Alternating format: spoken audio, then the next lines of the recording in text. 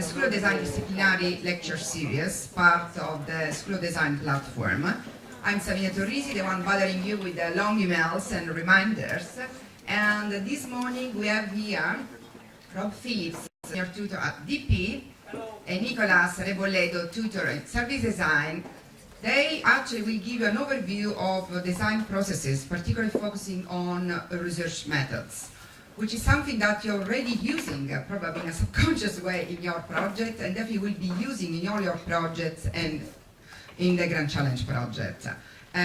Nicolas will also present a project with Telefonica as a case study to give you an overview of a specific kind of design process, including, well-curated research methods. So please welcome Rob and Nicolas. Thank you.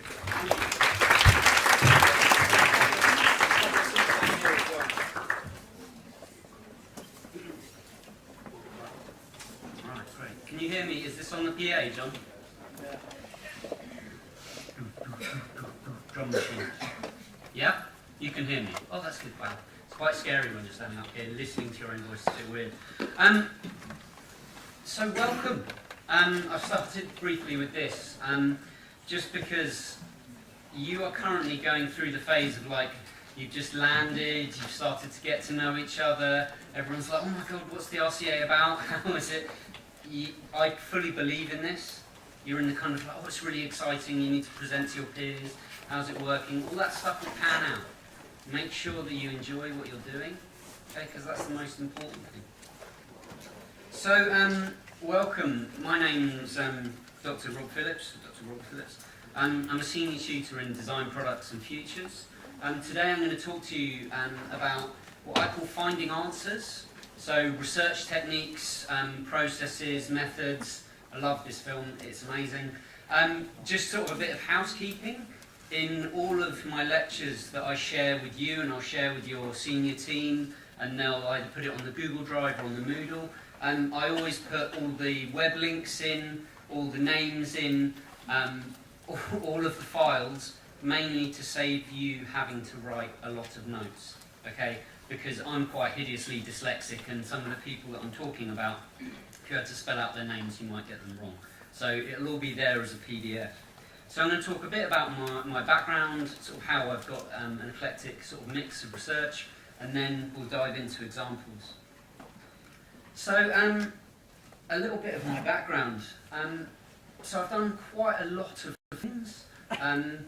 I was involved in the 2012 pyrotechnics of the Olympic rings. If you ever go to the UN in the translator section, then I've designed bulletproof wallpaper that goes, and it can stop a 9mm bullet in there. Done quite a lot of ballistics research for paramedics. Done stuff with Navy SEAL teams, things that have operated now in the Helmand province and saved about, I think it's about 15,000 lives. And another project, top right-hand corner, was working with the Brussels riot police, and it was the most fun I've had on a brief ever, because they turned around and they went, I was like, right, we've got to do some user testing actually, understand, please come in. So they were like, right, we've got to understand how people are going to behave in riot gear and how it's going to work, and so we created this material called D30. It's an orange squishy foam. It's a viscoelastic foam. When you hit it, it goes hard and spreads the load over a wider area. So I turned around to the police commissioner in Brussels and went, well, what we need is an old airport, about 1,000 litres of petrol and diesel, a lot of actors, an amazing insurance policy, and we're going to teach people how to make Molotov cocktails and have a fake riot and then understand how it works. And he went, okay then. So I had quite a lot of fun. And I worked with mountain bike industries, I got a load of patents and IP and things like that. So it's been pretty eclectic. But I'm a product designer. So I've worked with a number of different stakeholders, people in different guises all over the world. So currently, and also I'm aware that sometimes things come across as hypocritical. That's okay, you develop as a designer. So if you are a fan of BBC Springwatch, aww. Yeah, there we go, a few of you, awesome. You might have seen this project earlier in the year. So what I'm really interested in how we can use DIY technologies to either enhance or induce behaviour change over time, or really get people engaging with their natural world around them. So this is kind of Blue Peter style, and it's designed specifically so you can make it on your kitchen table. And Chris Packham thinks that's pretty cool, which is good enough for me. So you've got two kits. One is a really simple camera that obviously takes stock footage of different animals as they're passing.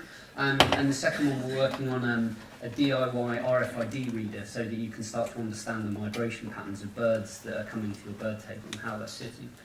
So we've been working with people all over the country building these kits, and it's been fascinating because it's more about how do you design to engage families, which is something that I think is really important. It's not just about kids. As soon as you can get parents involved in learning, then you start to create really, really rich experiences. And this project's still live, so if anyone is interested in it, come and see me afterwards. It's called My Nature Watch, and we're doing lots of work over lots of different locations, and it's kind of spinning out into lots of different things, which is pretty cool. And I think the thing that you'll always go through with projects, it's kind of, when somebody else portrays what you're doing, it's not that they always get it wrong, but they always reframe it. So I talk to our design product students about how you frame projects is utterly critical. But someone will always manipulate that, because you're it's about these complex issues, and it's about how we understand climate change in our back garden, and it's about how we understand what bird species are happening. And then the BBC presents it, and they did an exceptionally good job. But they just went, hey, this is something that everybody can make. And oh yeah, there's some science behind it as well. And so how they frame things, again, you're talking to multiple audiences, which can be completely different.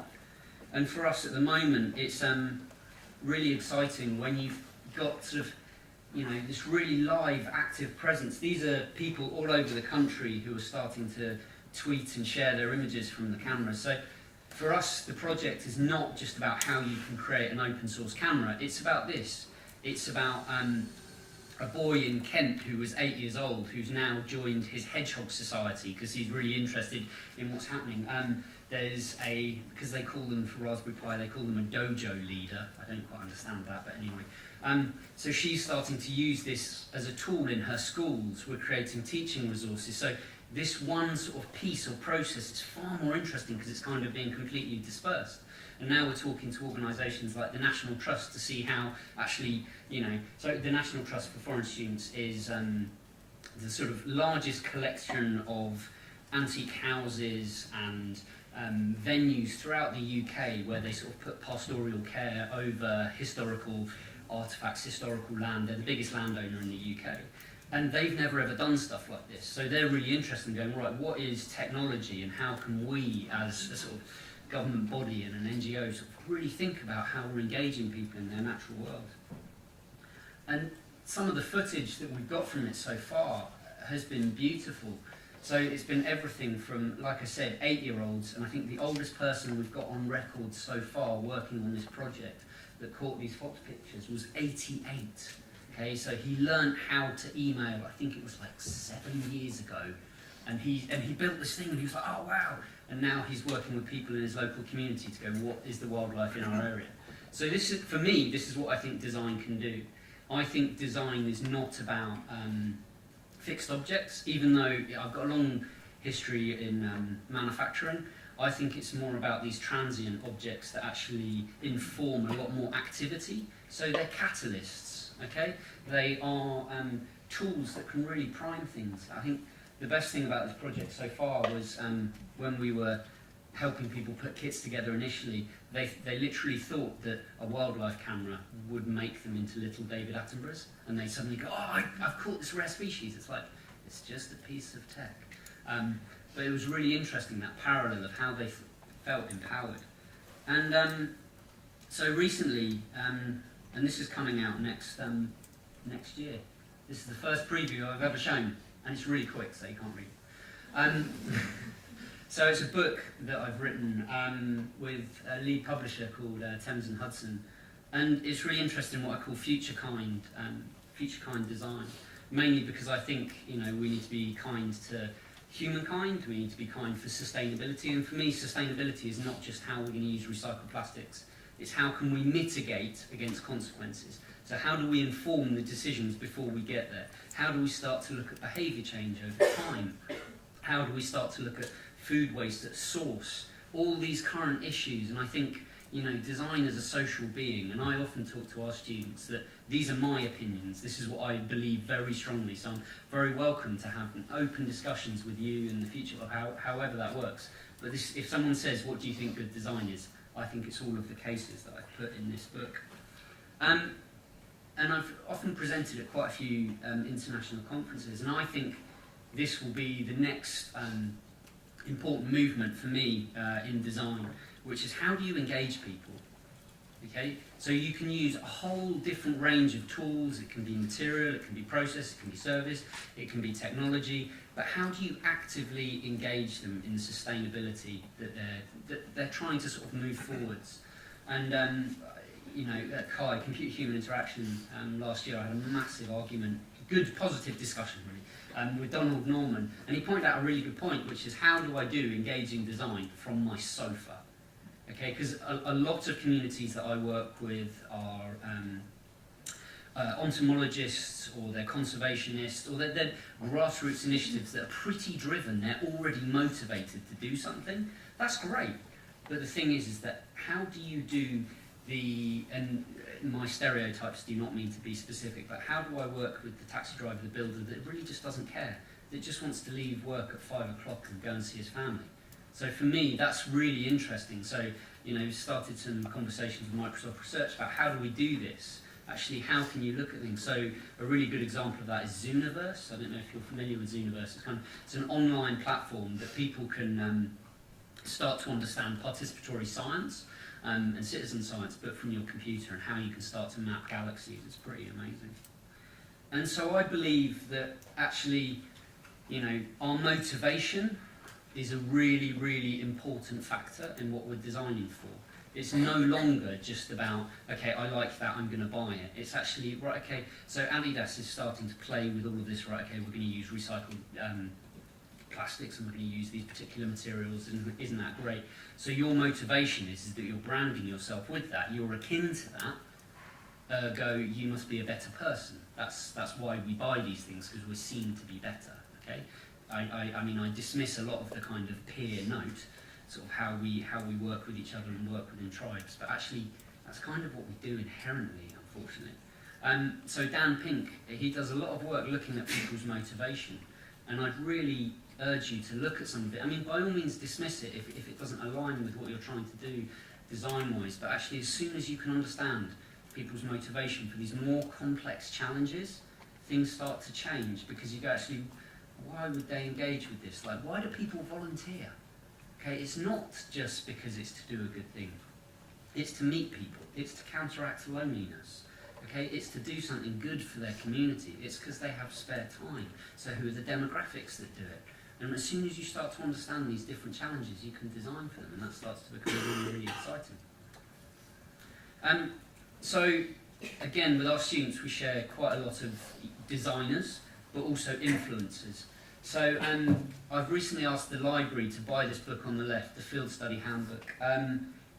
It's brilliant. You could go and buy it. It's about £100, because it's about that thick. You could definitely take out a burglar with it, because it's quite heavy.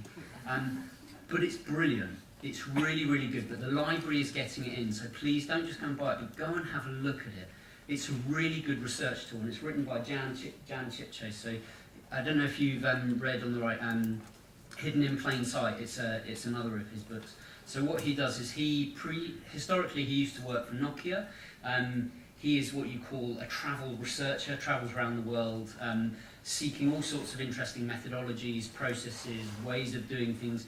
He's got a really, really good website, and for me, he's kind of one of those people that's a bit of a pillar in sort of how we do research, how do we make knowledge.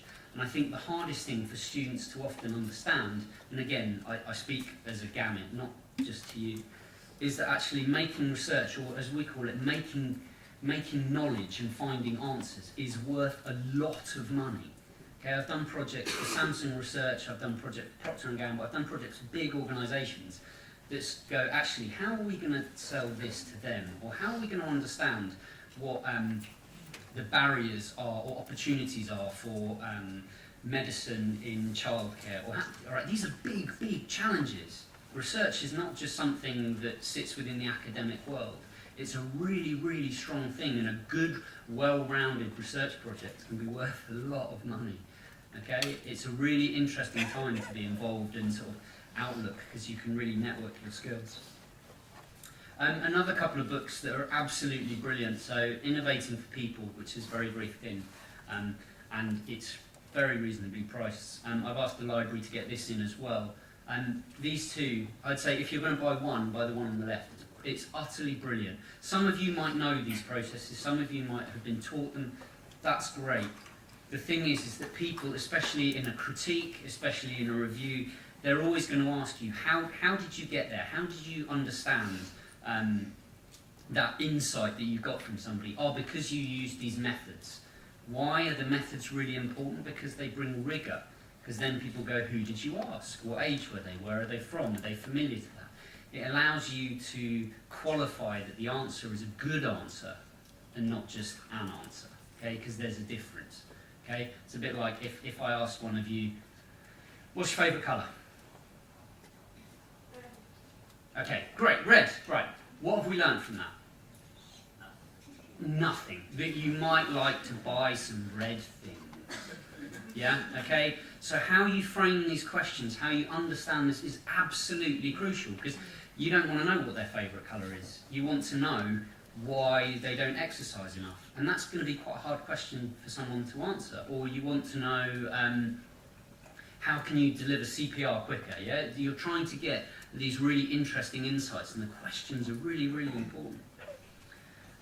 So, as you can see, from the lecture on the bottom, I think I've got about 14 or 15 readings that I would suggest that you go and have a look at. I usually teach a workshop like this in India over like a week, and here we're doing it quite condensed, okay? So, often the readings you'll be like, right, okay, you're trying to work some of these out.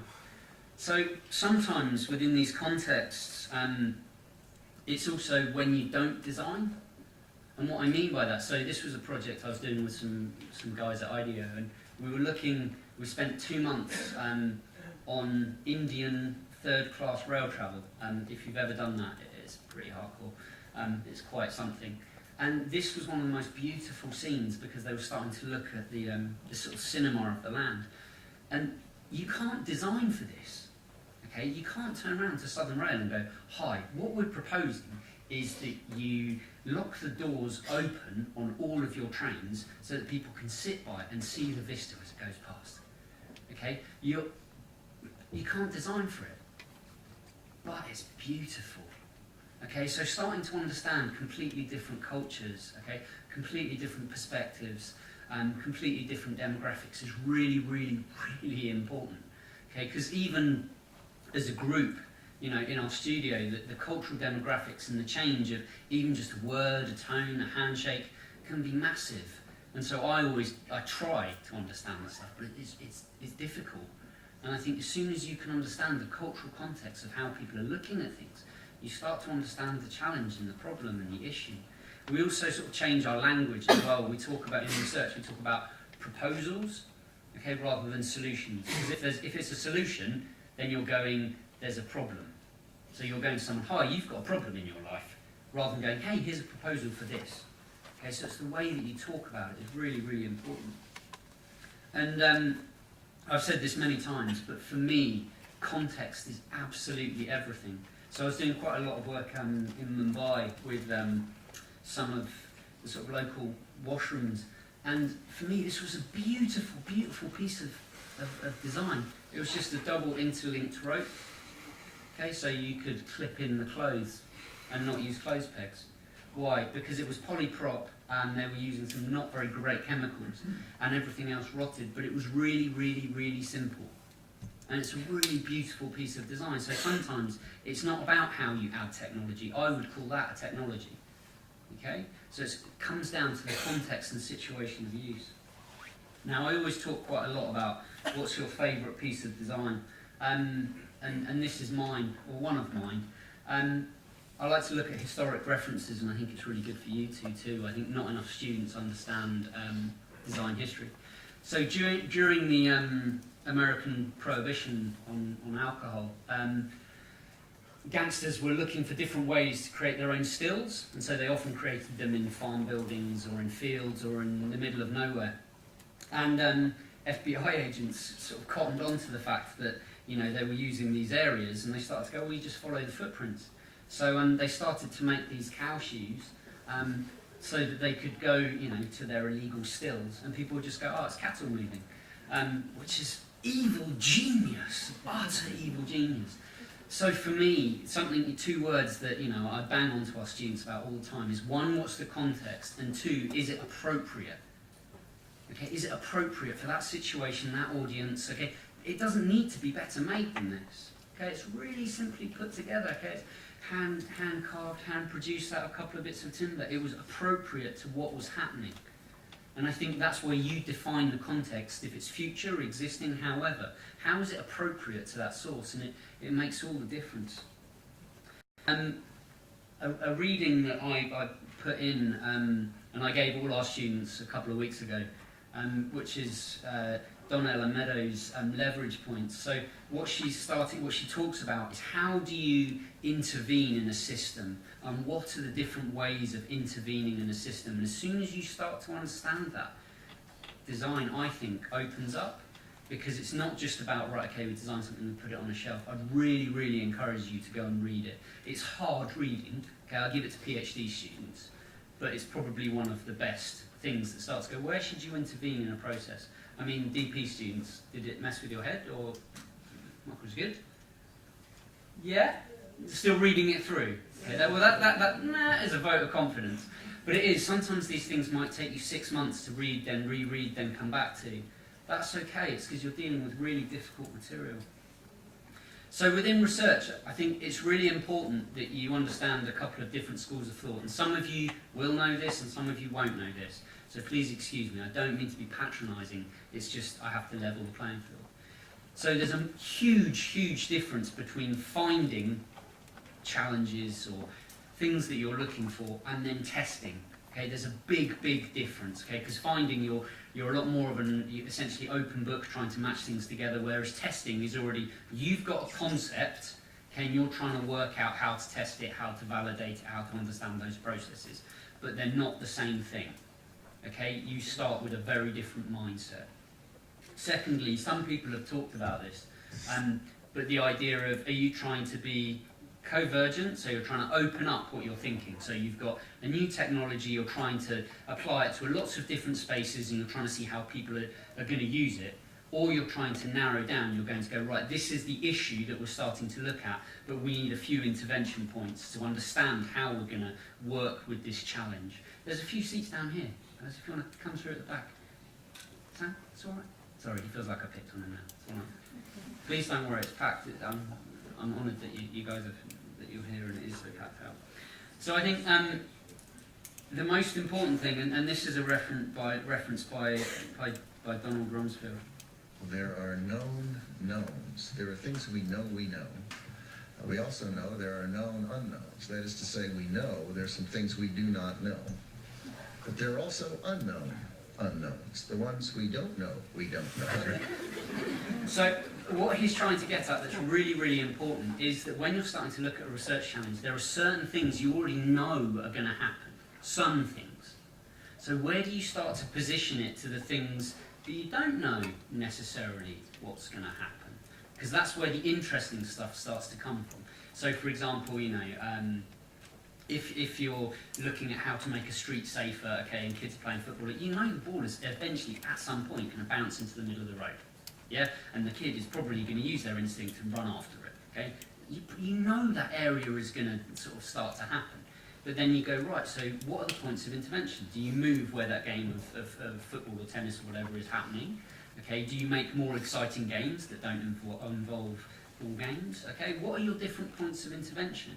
How do you start to think about different community gardens that are around it, or spaces, and then you start to go, okay, this can be quite interesting, but you don't always start with the stuff that you know, because you're going to get the same response. Like your favourite colour, oh, it's red, great, what do I get from that? Nothing. Okay, so how you start to ask your questions is really important. And for me, if you can start to see it how people see it, so I think if you came to the initial talk that I gave last week, people are everything. Okay, people are the constant. Okay, I think AI will be really, really interesting. Okay, but how do we view it from people out? And so as soon as you can start to understand what the context is, if it's appropriate, the leverage point, and this finding, testing, converting, you're starting to understand your objective and what you're trying to achieve. Okay, this will change. I talk to our students all the time about, okay, you have like a research or a process or a question, it will evolve, that's all right. Okay, start points are start points, they're not end points. Okay, they will naturally evolve, because you'll meet someone and they'll go, oh, I don't do that. Or you'll meet an audience and they'll go, I don't do that, or I don't change that. And I think that's really, really important to know. And secondly, research questions. Okay, so how you're asking the right research questions. And again. A little late, Coop. Yeah, we got flat. It's an Indian surveillance drone. Solar cells power an entire farm. What'd you do, Murph? She didn't do nothing. Murphy's Law. You're a well-educated man, Coop, and a trained pilot. And an engineer. The world doesn't need any more engineers. We didn't run out of planes and television sets. We ran out of food. Dad, why did you name me after something that's bad? Oh, we didn't. Murphy's Law. Murphy's Law doesn't mean that something bad will happen. It means that whatever can happen will happen.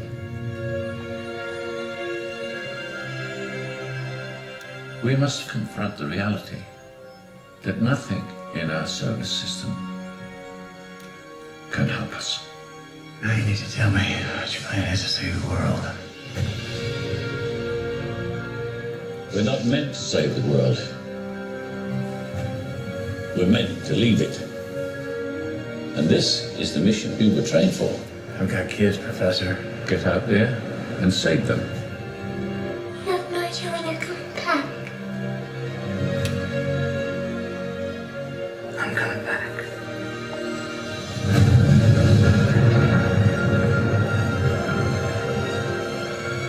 We must reach far beyond our own lifespans. We must think not as individuals, but as a species. We must confront the reality of interstellar travel. Murph, I love you forever.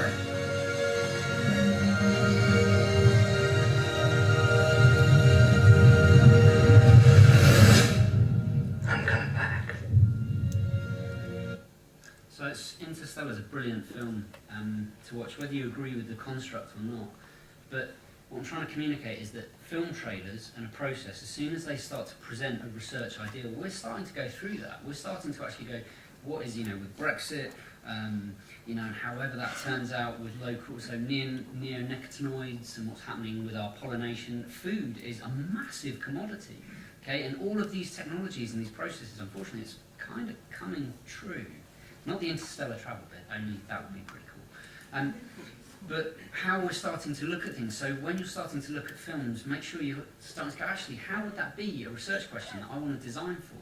Because as soon as you can start to communicate an ideal in a trailer, okay, that starts to become really, really interesting because everyone can understand it at that surface level.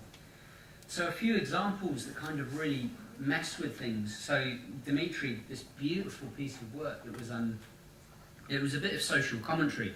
And what happens is, it was a police baton. And if you use it and you strike somebody, then it texts your mum and tells her that you've hit somebody. I love it. I think it's brilliant because it's no longer, is it just a single artifact? Actually, it starts to go, when would someone use it? How would they explain that? How would they explain that rationale? It creates transparency.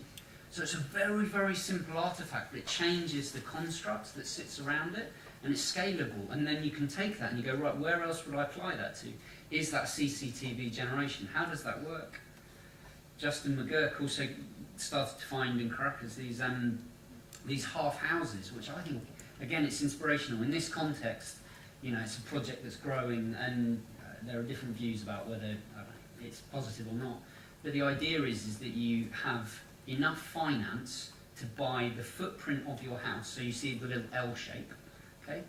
You have one apartment side, and then when you have the finances, you build in a bit in the middle that's the gap, because you've already owned the land, which is really clever.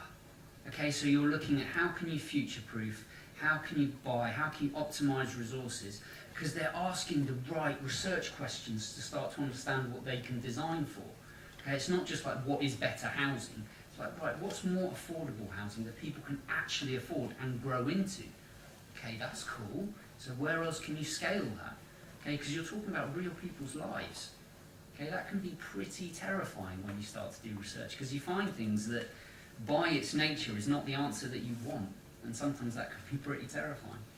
So one thing I do have to say is that, we have quite tight ethics processes within the RCA, so if you are conducting research, please talk to your tutors. And the main reason is a lot of people view ethics like health and safety, like, oh God, they've got to do something, right, okay, right, fine, I've got to check that. Ethics is really important because it's actually about how it protects you. Okay, so we've often done quite a lot of research in people's homes and things like that, and the only problem is you can't send a lone researcher because you're putting them in a very vulnerable position. So you have to send a couple of people as a team, or you have to work in a local community centre to make sure that if the person over 80 isn't then vulnerable and they don't feel a risk, or do you see what I mean? It's the construct. And the thing is, if you start to think about if someone was going to talk to your grandmother, okay, that's how I think about it, how would you conduct that? Probably differently. So just be aware when you're working with people. I know, again, I don't mean to be patronising, you're very conscientious students, but we do have ethical processes to protect you and those people that you're working with. So please talk to your tutors about it, because every year it evolves a bit. So I'm going to talk a bit about projects, and then we'll go into some methodologies. So it was a lovely project called The Curious Case of the Crocodile. And it was a project that happened in Ethiopia. And what was really interesting was they started to go, right, okay, a group of engineers went, these people need power, these people need energy, they need, right, okay, so they went over there to intervene to help them do that. So they worked with a local tribe, and they created this dam. And they were like, right, okay, so everyone's got low energy, they've got, they've now they've got energy, they've got healthcare, right, that's great, we're doing good things. 6 months later, 6 months into the project, they went back to visit how it was working, how it was getting on, and the dam had broken. I went, right, okay. And they asked the local tribe, what happened? And they went, oh, this massive crocodile has just come and broken this dam. I went, okay, fine. So anyway, this went on, and it kept getting broken for about 3 or 4 years, right? So much so they started to employ like crocodile hunters to try and track it down. I mean, it was crazy. In the end, one of them asked one of the smaller kids, what's the reason? Why did this thing break? They went, oh, the elders, they love having your help and they love supporting you and you visiting. But actually, that's our sacred burial land, and you keep flooding it, and they're not very happy about it. So they break it because they don't want you to do it. And these kind of really, really complex issues, you just need to be really, really culturally aware. And so I quite often, when I mean where's your project located, what I mean is what are the other things that are in your area? So, and I've put, if you can see the link in the PDF that you can get on Drive or anything, they've got links to all these things, but the World Economic Forum, brilliant for looking at sort of future-scaping of concepts, but also the massive issues that we're going through at the moment. Institute for the Future, brilliant. Why? Because it's starting to go, what's the future of work? How are our backs going to be in 10 years because we're all sitting and we're not active enough? The World Health Organization, and then every now and again you get different groups. So for me, I'm really interested in how we engage with nature. And it's the State of Nature report that comes out every 3 years. It's brilliant because it gives you all the issues. So these government reports are a really good way of getting second-hand research from people that are leading experts. And they open you up. So this was a research project in Stanford. It's called the Wonder Sphere, and what they're doing is they're starting to see nature engagement as part of healthcare, and it's working. So rather than giving kids iPads to entertain them because they've got autoimmune diseases, they've created these sets of solutions, people who can't go outside, just to play with nature. And it's lovely. It works really well. It's a beautiful concept. Also, when you talk to the parents, the kids have better well-being, okay? They sleep better, okay? They recover quicker from a really simple intervention. So when we go, oh, you're going to do a literature review, okay? So a literature review sounds like a very academic thing. It isn't, it isn't. Basically what you're doing is creating a map of all of the projects or things that are interesting or issues that surround the area that you're interested in. Why? Because they're the leading experts. Okay, it's the same way that if you were, let's just say you're going to design and make a zoo. I would love to do that. It'd be awesome. Okay? You wouldn't just do it. You'd start to consult with experts and put a team together and start to understand how it's going to work, and maybe, you know, it's not actually about the zoo or the animals, it's about the people, and the animals are completely migratory because it's in a location, so it's digital. I don't know. But you need to understand the space that you live in, the space that you sit. So, you know, I always say again to our students, your CHS is an amazing opportunity to start to understand your field of interest. Okay, it's great. Go interview people, go talk to people, go and see how amazing consultancies are doing things that you want to achieve. That's fabulous. Because it's how I started to talk to PLOTS, so the Public Laboratory of Open Technology and Science. They're absolutely fantastic. So how many of you seen, well, it's about Mark Wahlberg film, The Event Horizon? None of you, that's good. Oh, one of you, okay. It's quite a bad film. But anyway, it is pretty bad. But there was a massive oil slick. And what happened was that actually the corporates restricted anyone, this was before drones, okay? They restricted anyone from entering it to take documentary pictures or anything. So these scientists created, using Google Earth, a really simple piece of tech to float a camera on a balloon to give live information. So they did it just for them. But then all this information started turning up on CNN, it started turning up on Reuters, and they realised actually that if you can empower grassroots communities, it can totally change. So that's when, again, design becomes really exciting. So we're going to talk briefly about ethnography. So ethnography is different ways of looking at stuff. And again, there's good books at the bottom, they're in the library, just go and look at them. So I often take up some pretty random jobs as well. I've worked as a blacksmith. I used to shoe horses when I was like 15, make swords, armour, all that sort of thing.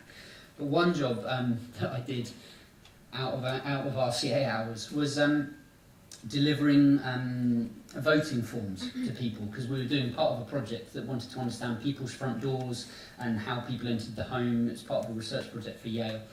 And, you know, so we did these whole sort of different sort of set of things, and I came across this, and this was this little 80-year-old lady who loved her home so much that this is her doormat, and it's still wrapped in plastic because she was really worried that it would get dirty. And it was just like, okay. And the thing is that I still find it to this day absolutely bonkers that we as people, okay, if things and products wear out, well, sometimes we're okay with that, but when our clothes wear out, and bear in mind how many cycles we've put them through, okay, and we probably had them for like 6 or 7 years, we get a bit shocked. And it's a really interesting mode of thinking, and it led to a piece of work that we did with North Face that was going, right, how does our clothes, how do they capture memories? Okay, because then, right, this coat went to Everest, for example, so how does it retain that? And then you go, oh, so it's a selling point, not a redundant point, and that starts to become quite interesting. And when you start to look at different people, so when I was doing some work with surgeons, if you're ever in an operating room where you're not like super stressed out, or you've got, you know, one of your friends with your family members, we were working with these surgeons, and what they wrote on their shoes was, "It will be okay." So every now and again they were, and it was part of how they understood things. And the human element is absolutely everything. Okay, how things are laid out, how things are put together. And so as soon as you can start to understand the gatekeepers, or the people that can help you to let you get insights to other people, then things start to become interesting. So for example, counsellors, local park owners, or like again zoos and understanding experiences. Things start to become really exciting. And when we understand real life, okay, because you just want to touch it. That's wet paint. So for those who can't see at the back on the bottom, it's just chalk, wet paint. But when I see that, I go, okay, well, how do we know that paint is wet, and how does it react, and how does it cure so you know it's got a second coat, and is there a non-chemical process that you can add to it? So it adds to that question, so that it's informing you, it's smart. And then you start to understand people's social norms. Okay, so this was in Vietnam. Sorry, it's a bit pixelated. But this is how people queue in Vietnam. And I thought that was amazing, because it's just so proper. I'm very British, but I absolutely love that. It's because it was too hot to stand up. And so you're starting to understand how people work within fixed contexts. Again, it presents a lot of insights.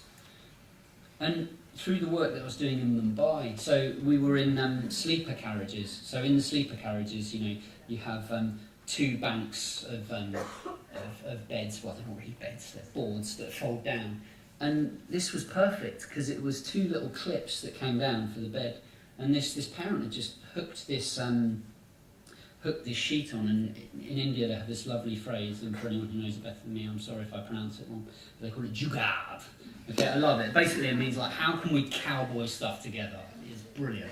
And the thing was is that this kid, through the train rocking motion, was just gently put to sleep. Now, I'm not saying that every train should have one of these, and I have small children, so it'd be great. But what I'm saying is that as soon as we start to think about travel in a completely different approach, and we start to go, actually, how do we work with people with younger children? How is that going to function?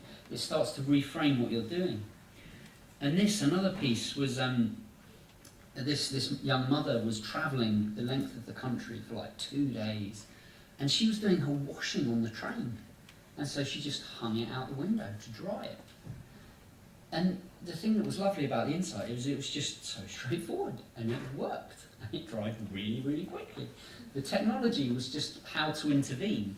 I mean, again, in the UK, if you put your hand out, you might lose your hand, and you can't hit someone else. I'm not saying that, but as soon as you start to think about these, you go, actually, when you travel, how, especially in an executive class lounge, they have showers, they have facilities. Do they have anything for child-facing or families of how that works? No. Would it encourage more travel if they did? Quite possibly, because people go, oh, it's easier. So from a service design perspective, how do you look at that? From a product design perspective, how do you look at that? Okay, these things start to become really interesting. We've mentioned that, but super cool. And there is another reading that I put down, trying to understand the social norms. I think are really, really, really important. And you've probably noticed that in some of your social groups within your different programs, how different people respond to things. Okay, and it's I think it's amazing, and I think also how different cultures and different groups are amazing. So for me, and this is an example I've shown my DP students, I'm sorry, and for some reason it's more pixelated. I thought that this was some sort of sick maths problem. So on beaches in and around the UK, they have emergency RNLI, Royal National Lifeboat Institution phones. And so I was walking with a friend and we went, right, well, what do you do? So if you see it at the top, it's got 3 buttons, number 1, number 2, number 3.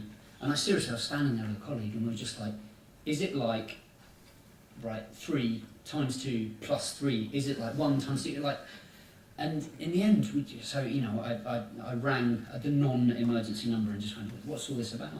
And they said, well, the BT guys had loads of outdoor phones left over, so they just fitted them. And then the other people fitted a sign, and you just pick up the phone, and it just instantly calls. And you're just like, great, but your product language is crap. Why? Because you're relying on someone in a stressful situation starting to understand that process, okay? And it led to an interesting piece of work. And I mean, I walk past this every day. So this is a little duck pond near me. And the thing is that, I would say it's the kids. I don't know whether it is, but, they have a few beers, they get bored. They chuck their life ring into the pond. And it always frustrates me. Not, and I sound like some angry parent or something, but I see, a kid falls in, someone's drowning, right now the safety equipment is totally removed, you can't help them out. So for me, that's a really interesting process of how do we change the rules to understand that object. So it's still really easy to move, really easy to help save someone's life, but there's either a barrier or a process or something. But where do you draw the line in when someone should use it and should not? And understanding that is not a design issue, it's a human issue. It's how do you understand people? Okay, it's the same way if you talk to your grandparents, okay, their attitude and approach to healthcare is totally different. Okay, they will go, a doctor told me I should do this and he's probably right, so I'm going to do this. And you're like, what? No. You get another opinion. Whereas your generation would be completely different. You'd be talk to a couple of people, you'd be like, that's right for me, I'll do that.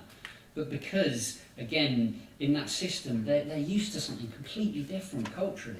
Okay, and if they went to the doctors, it's because their foot literally fell off. Okay, it wasn't because they felt a bit uncomfortable or they had a twinge or something. But now we're dealing with the reverse.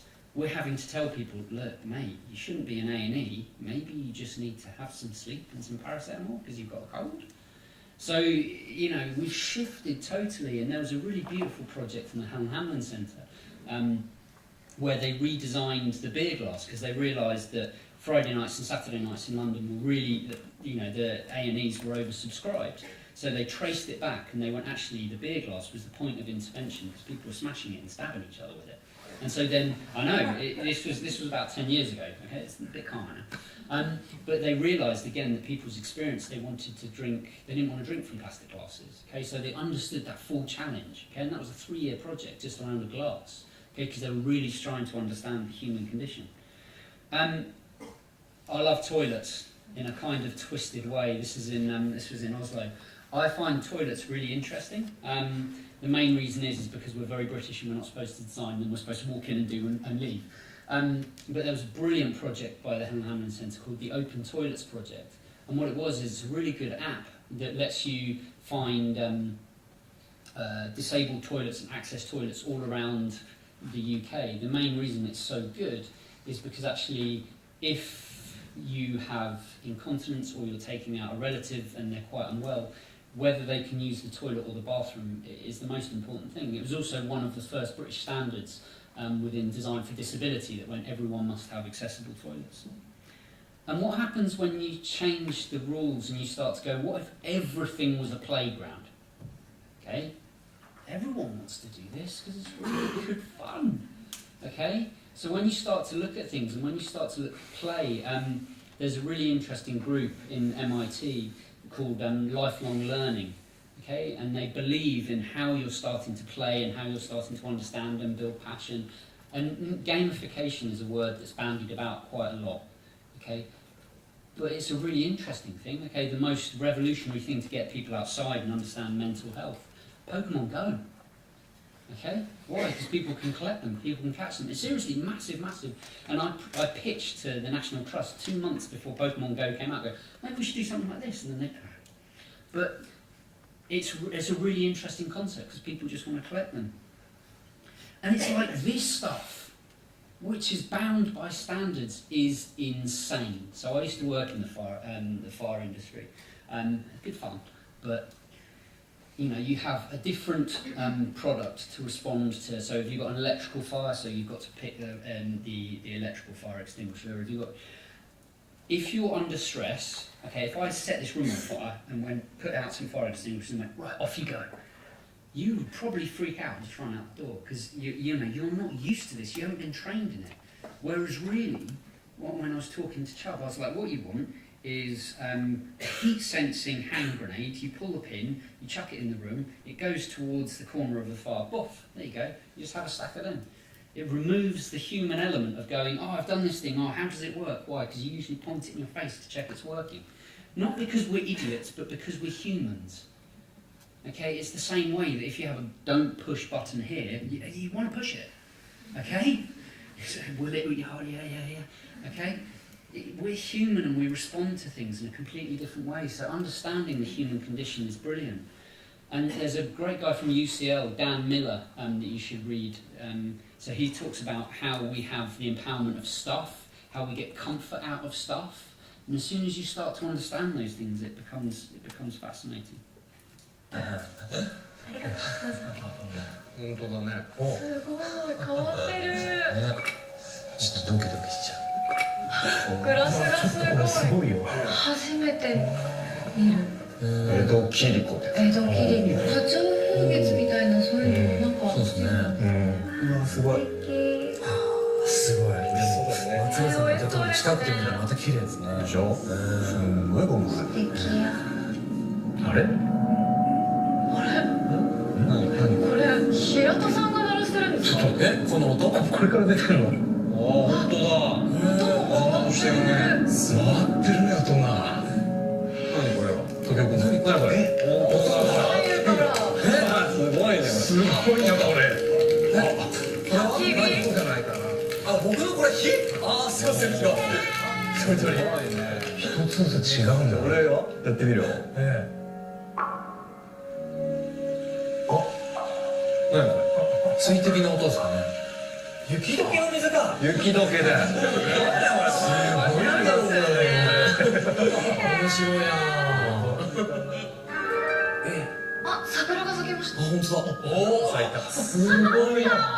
これ、吹いたりなんかして。うわー、桜が散った。うわ、すごい。すごいよ。マジだ。あ、いいや。いいね。お祭りだ。太鼓も鳴る。いいですね。祭り終わっちゃった。あら、雨降ってきちゃいましたよ。いいよね、こういうの。濡れちゃうんじゃないですか。すごいね。避難しなきゃ。もう濡れちゃう。お家に隠れないと。でも夏の雨っていいよね。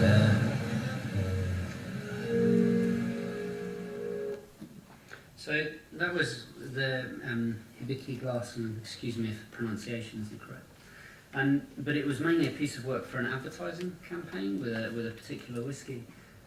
For me, advertising is a really interesting, creative advertising and consultancy is a really interesting process because they're trying to sell a thing, be the most creative in what they're trying to achieve, but they present a really interesting context.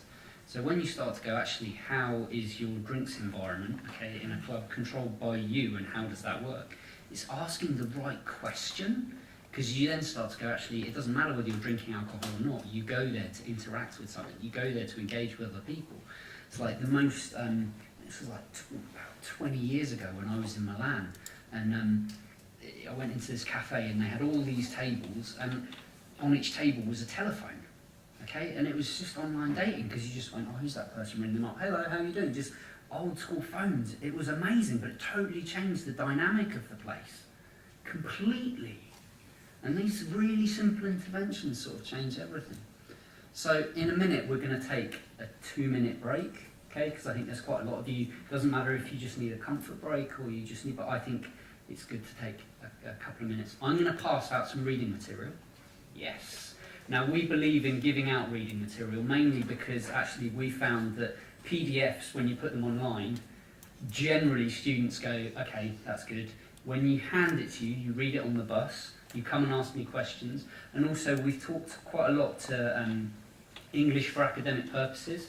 So if you don't understand terms, even if you're a native speaker, highlight them, point them out to us, because that's how you're going to improve your glossary of terms in the design language, which is really important. So this is a little video in my garden that my 2-year-old made, and she called him Squirrel the Squirrely, and at some point you can see him feeding, and I'm going to play it whilst I hand out the readings. There's no sound.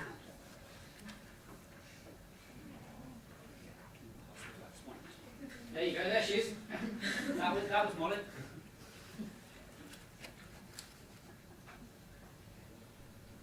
Just past them.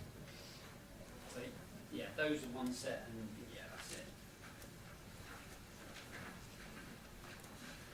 Lovely conduct.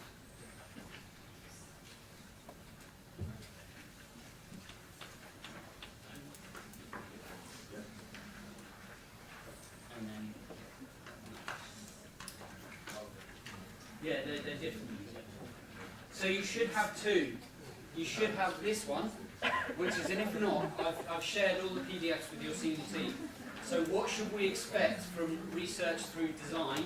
And then the other one by Jane Fulton Suri. Nice app. There are two readings. Like I said, if you don't get one or you share with others, that's okay. But what I'd like you to do is just skim through it for the next couple of minutes. We're going to have a 2-minute break in case you need a comfort break or whatever. Okay? See you in 2 minutes. Thanks.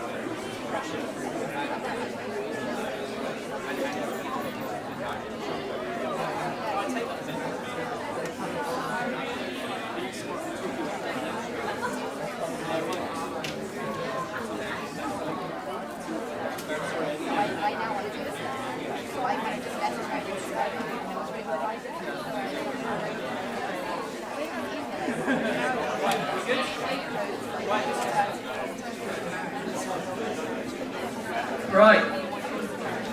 Oh, you got some extra chairs. Good. Bring them down the front. Yeah, bring them down the front. Don't take all of them though. Yeah, don't hurt yourself.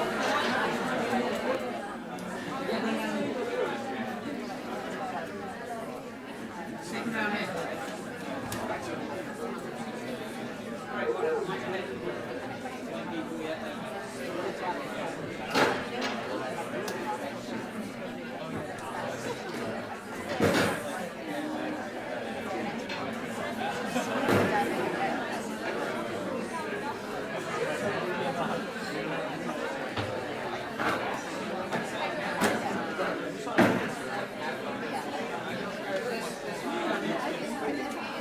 Well done. Cool. There you go. Awesome. Shall we get started again? People are being very kind, coming, bringing chairs. That's super cool of you. Come on in, chop chop, run down the stairs, but don't trip. I don't want bleeding. No bleeding. Fantastic. Do you want to just get the door? I think it might be hooked from. Oh, okay. Is it hooked on the bottom? Oh, well done, that man. And then that'll be it, Chucks. Yeah. Do you want to? Yeah, just let him out. That's it. Fine. So, a couple of people were asking if you didn't get a physical thing where the PDFs are. So I've already shared those because Savina and Carolyn from Service Design are setting up a Google Drive with all the PDFs in. They've already got them. So, you know, if you didn't get a piece of paper, don't worry about it, but they're being widely shared. I think they're just trying to collate it so they don't send you too many emails. For DP, ours are already on our Moodle arcade thing. They're all there, so you can just go and check them and, you know, save you some stress. So those two readings that I gave, one, Jane Fulton-Suri, so she, brilliant, absolute powerhouse in IDEO. She was one of the first people to go, hey, you need to go outside and look at the world. She's got a really interesting perspective. She's done a lot of really interesting work. She's, you know, world-renowned, and just check out. The second person, Professor Bill Gaver, so I'm currently working with him, and that is looking at how you research through design. So quite a lot of people are really against that. I think design is its own discipline, and you can use artifacts and goods to then understand that area by designing for them. I think that is a term of research. Some people don't think that. So talk to some of your heads of program about it, and some of them hopefully will like me for that, but some of them won't. But what I'm trying to do is I'm trying to inform your opinion, okay? But he's got a really good way of looking at things, of trying to group things, and I think you can design to research. I think it's really, really important. So we're good. Thank you for bringing the chairs. What was your name? Thank you for taking the initiative. Love it.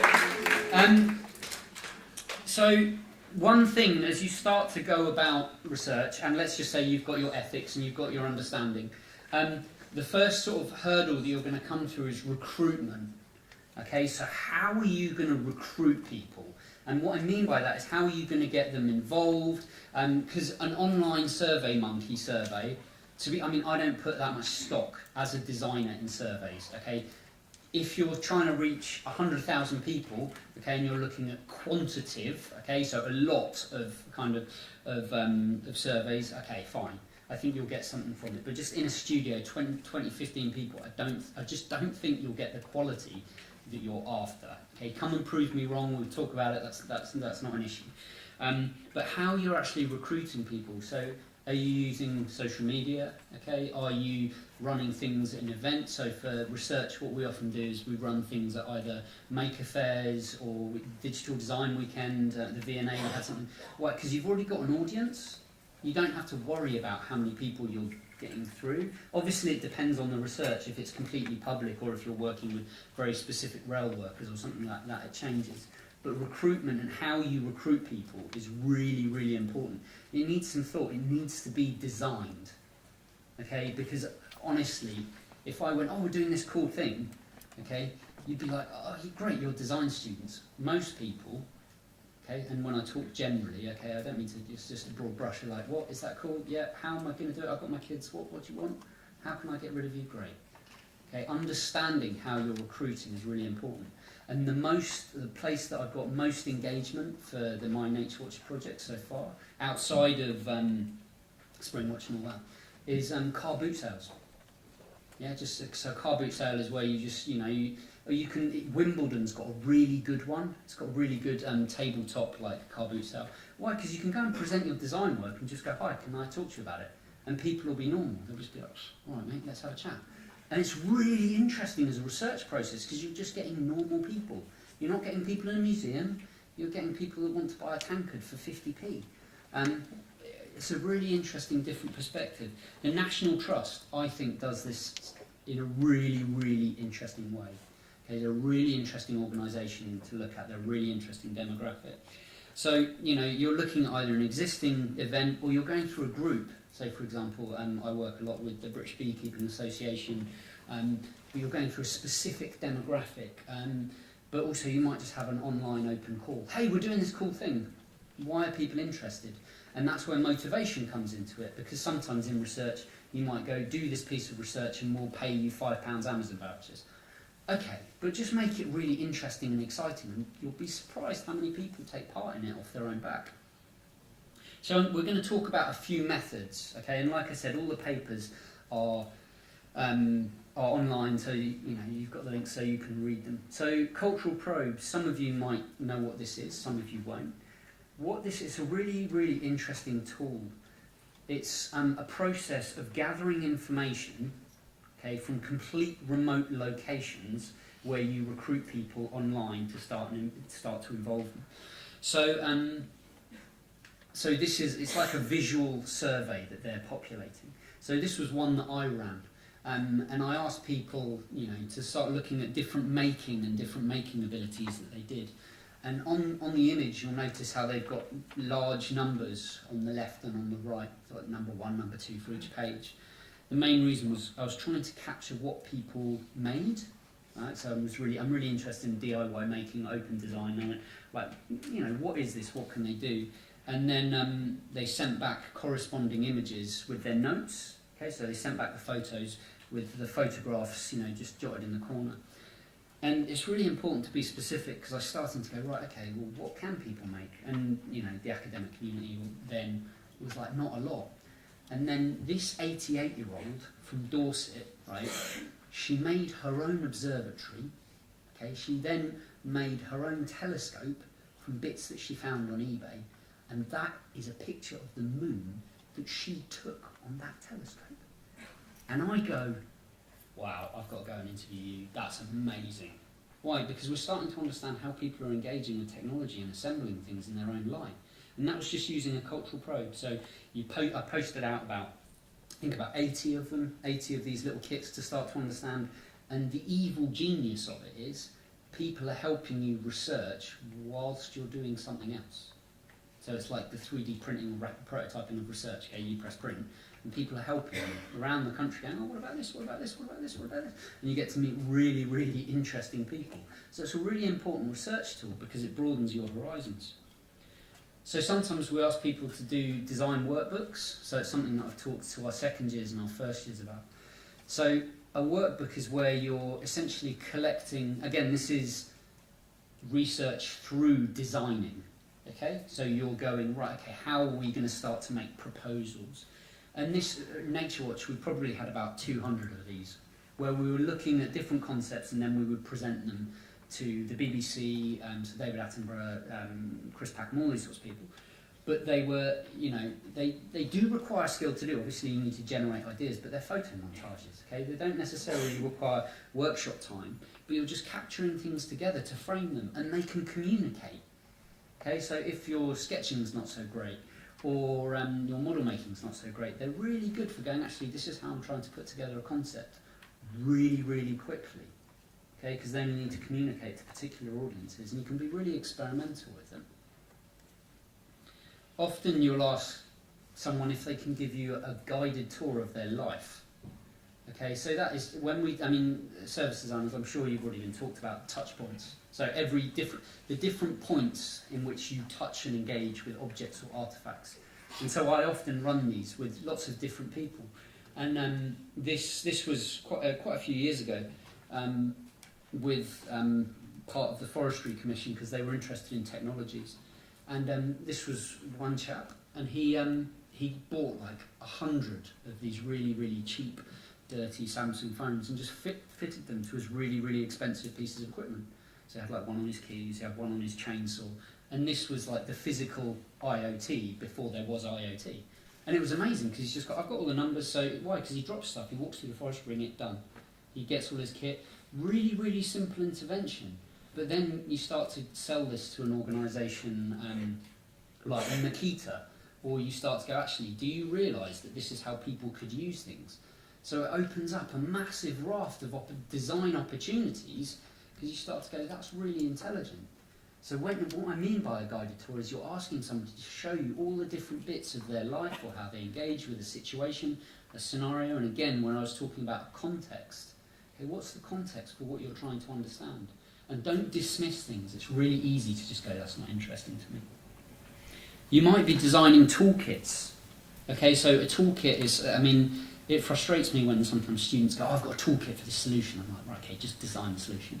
However, if you're trying to understand something that is really, really insanely complex, so part of my PhD work, I was trying to understand government organisations, how we could deliver citizen science and local museums and local organisations and conservationists. A massive, massive conversation of people that, some conservationists that I was working with struggled to use very simple technology and couldn't understand that these things were coming online and all sorts of things. So designing a toolkit to basically go, what's your design brief of how you're going to put things together, was really, really important, because it quickly, in the space of half an hour, you go, right, to be honest, I've done this wrong. You're really interested in this area.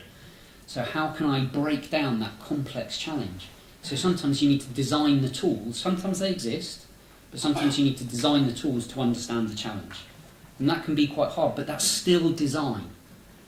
Okay? It's still, you've got to do it beautifully. Okay? It's still got to be well crafted, well put together. But it's still design. You're still designing.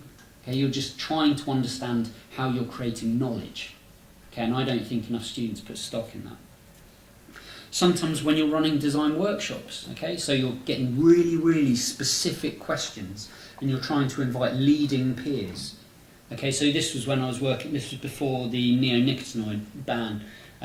So neonicotinoids are a chemical that people spread on crops to ensure that they don't get eaten, but it has a massive, massive impact on colony collapse disorder. And so we were doing quite a lot of open source research about beekeeping, bees' well-being and things like that. And the problem is that working with, again, very elderly, very young beekeepers, what the most important question was, they were, if we were capturing data about the weight, the health, the location of their hives, it was what they wanted that information to publicly communicate, or if they wanted it to publicly communicate. Because when you start to go, hi, I'm going to put a GPS unit on your beehive, and they go, that's great, but what happens if someone comes and steals it? How does that work? Because they're going to know the location of it. So all of these things suddenly start to become really, really complex. So then you need to design the tools to have the proper conversation with that person to then go, actually, the issues that I thought were really important aren't, they're these instead. That's research. It's still design. You're still designing. You're researching in a designerly way. Okay, so it still needs to be beautiful. Okay, it still needs to be really well put together. It still needs to be really considered. But I run a lot of design workshops, and I have office hours. I'm always welcome to help you, and from any program, to put them together, because in DP we've got quite a lot of experience.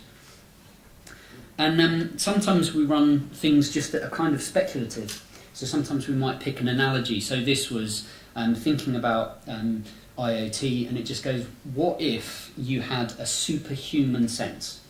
Okay? What would that do? What would that create? So we use the analogy of like touch, of sight, of sound. What would you hear for? How would that be useful to other people? And this led to a really interesting, provocative sort of piece of work. but I never ever thought that this outcome would happen. So this 6-year-old and his dad came to take part in this workshop, and I went, right, okay, what's your super sense? What are you going to create that you want to understand? Bear in mind, you know, we're looking at citizen science, we're looking at air quality, air pollution, you know, things that are good for the world, and aren't we fabulous, pat on the back stuff. And he turned around and he went, I want to be able to understand the cost of things when I touch them. So I can go along and I can go, that's £1,000, that's 500 quid. And I went, okay, that's pretty cool, didn't think of that. And little Jimmy, why did you do that? Because I want to steal stuff. I was just like, right. And the thing was is that his dad was like totally shocked, because his dad owns a shop. And so he was like, oh my God. And the thing was is that instance didn't make me go, okay, but it did make me go, right, yeah, you know, we never talk about the dark side of how technologies are put together and how they're used against us. And this was a piece of work that was quite some time ago. But as soon as you start to think about the other side, you don't polarise arguments, that's always too easy, positive, negative, there's stuff in between.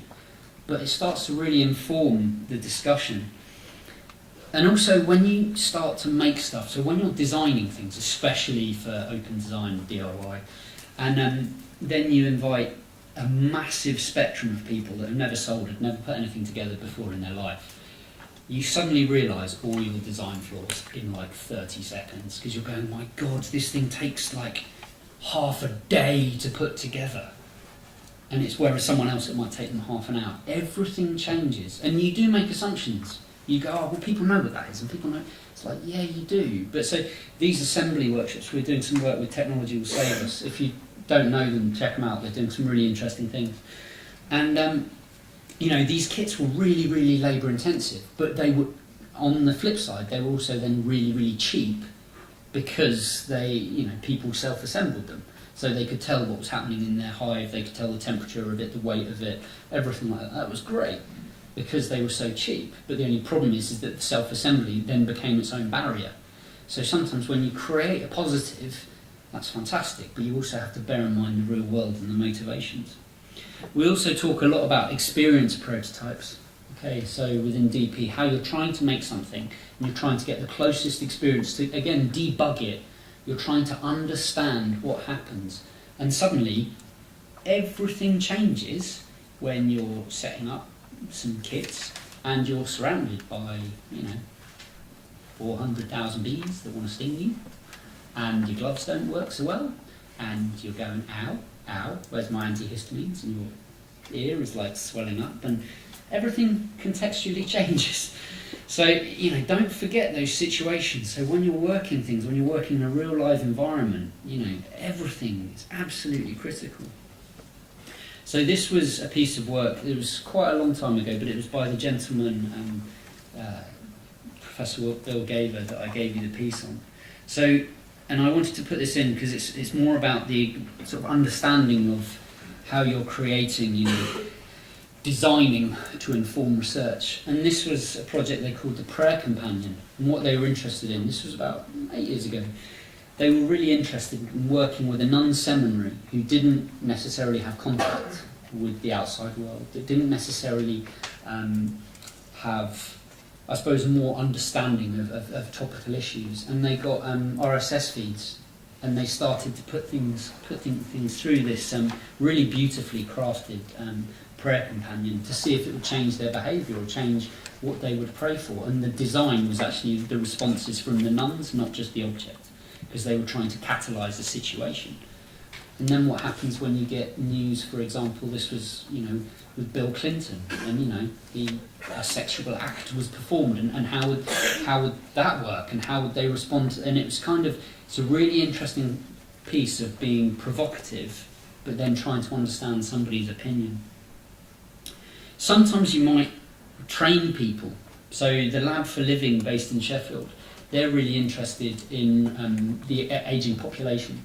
They do a lot of research work in bathrooms, in homes, in environments. The problem is that you can't really recruit someone and go, hi, can I come into your bathroom and have a look? By the way, you're 80, probably a little bit vulnerable. How's that going to work? So what they did very cleverly was they run training programs for the ageing population to become researchers, and then they went, can you go and research, you ask your mates, because your mates will trust you, or an 80-year-old will trust another 80-year-old. And it worked. So instead of the design bit wasn't, obviously they wanted the insights that then yielded something else that they sold to corporate clients or in publications, but their thinking was perfect, because they were going, how are we going to design around the problem to understand what we need to get to, which was, how do we get people to trust us? Right, well actually we train somebody else that they already trust. It's a really, really interesting way of designing. And so, we're starting to talk about lots and lots of different processes, and I think one thing that you should definitely look out, the links on there, but a gentleman called Hugh Doubley, it's probably banded about, maybe you've already heard of him. He's documented every single design model that there is in the world. Okay, so what we mean by a model of design is, what are the intervention points? How's something working? Is it for retail? How do people? What's co-design? What are all of these different techniques? Okay, because it's vast. Okay, design research suddenly becomes really big, and like I said, I would usually run this as a week-long workshop with you. Okay, but it sort of leads quite a lot to process. So again, I was doing a piece of work in India, and it was a project called The Hospital Was Too Late. So it was looking at healthcare right at the source. Okay, because by the time you get to the hospital, actually it's too late. Okay, you want to go, how do you mitigate against those challenges? And one of the challenges that came up was that the children couldn't learn to swim, so they kept drowning in the local river. And they couldn't learn to swim because the river was too contaminated for them to learn to swim. And you went, oh, okay, this gets a bit dark. So what we did was we designed bike lessons. Why? Because so we had like cycle tours and cycle lessons. Why? Because if they could cycle, they could tread water. And if they could tread water, then they wouldn't drown. For me, that's a product. Some people would call it a service. I call it a designed intervention. I hate this kind of compartmentalising thing. Okay? But it's a really interesting way of just going, how do you intervene in a system?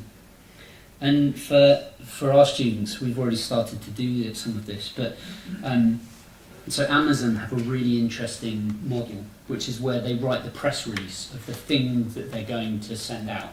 So it's like, hi, this is the latest XYZ, this is how it works, this is how it functions, and they just focus on designing the best press release, and then they go to the engineers, go and make that. Because that's actually what people want, and it's a really good process of helping you. And it's like, do you know the Amazon dash button? Hands up. Yeah, okay. It's, again, evil genius, utter evil genius. Why? Because it does one thing. Yeah, you press it and it orders new Pampers. It press it and it orders new washing machines. And what they essentially, this was a research project, because when I was talking to Tesco's Labs, they're a really interesting group. If you're ever trying to understand food, we're doing a bit of work with them at the moment. And they started to create this, but for in-store and how would it work, but they didn't have the scalability. And it's an industrially designed product, it's just a slip of paper that goes in, piece of printing work that goes in behind it, and it turns a button into instant receive, right, okay, I want that thing now. And it's changing our consumerism. Again, really, really interesting.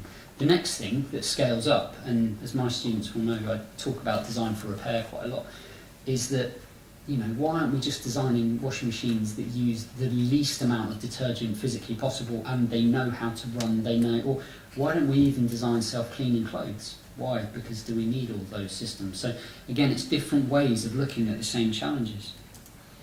So just to kind of recap, so we've looked a little bit and we've talked about research questions.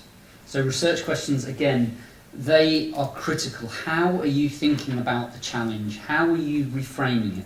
The more you do it, the better you will get at it. But usually just pass it up by somebody and just go, what do you do with this? Actually, the challenge is not this, it's this. Because the more specific the research question, the better it will get. The lit review, okay? So the lit review, again, it might just be a map of your project. These are other projects in the field. These are leading articles. This is what Time magazine says. But you try and map it out and understand all of the things that are within your interest.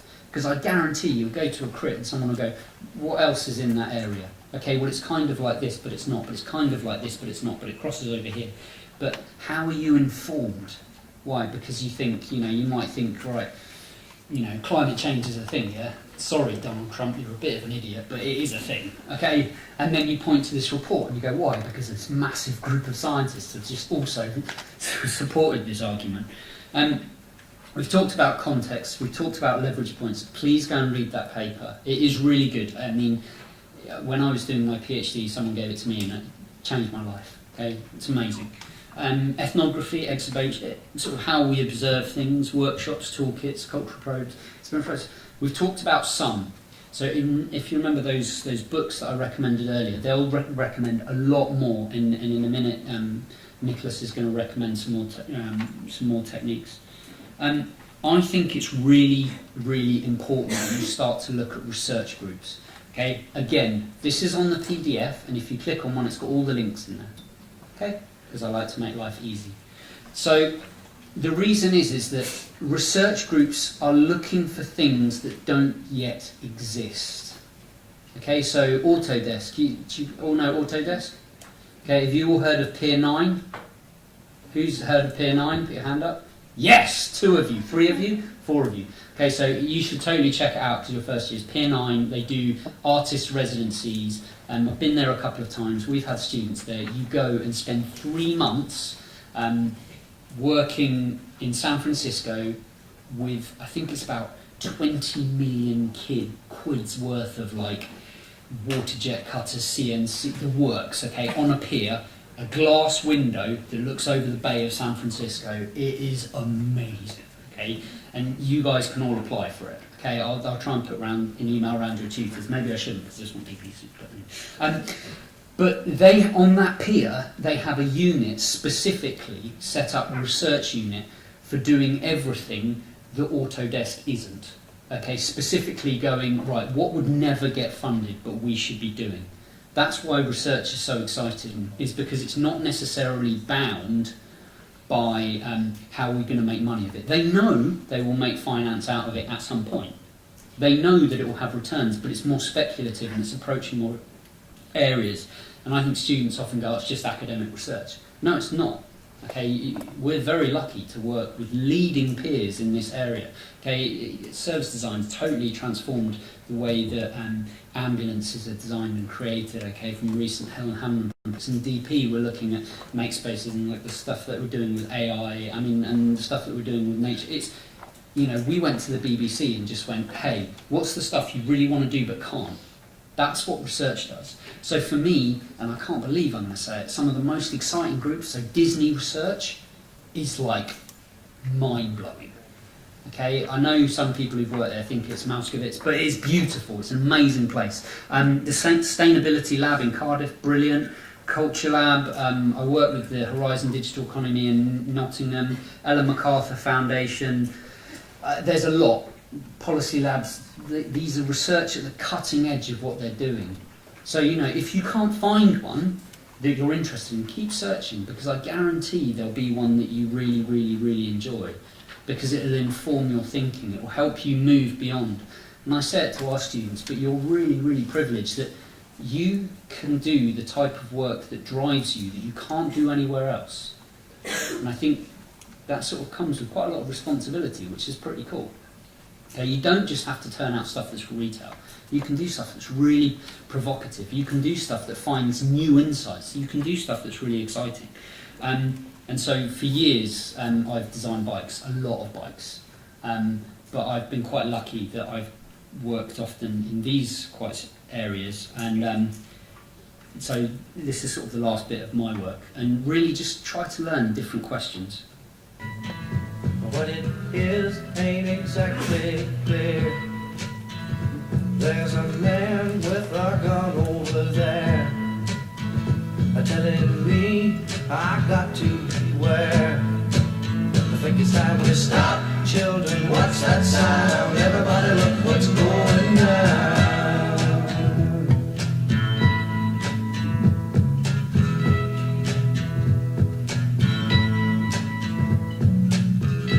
Battle lines being drawn,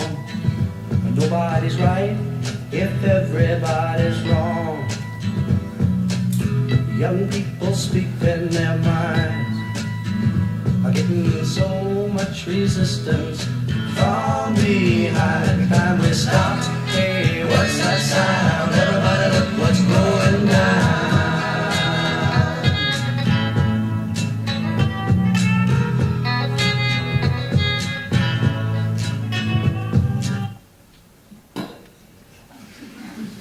So,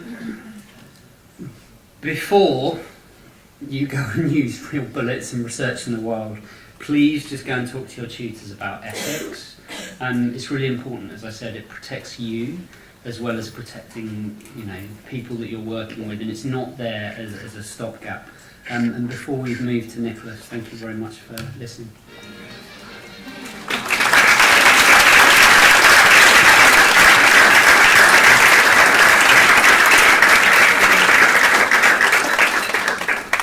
So we're going to, Nicholas, do you want to take a 2-minute break?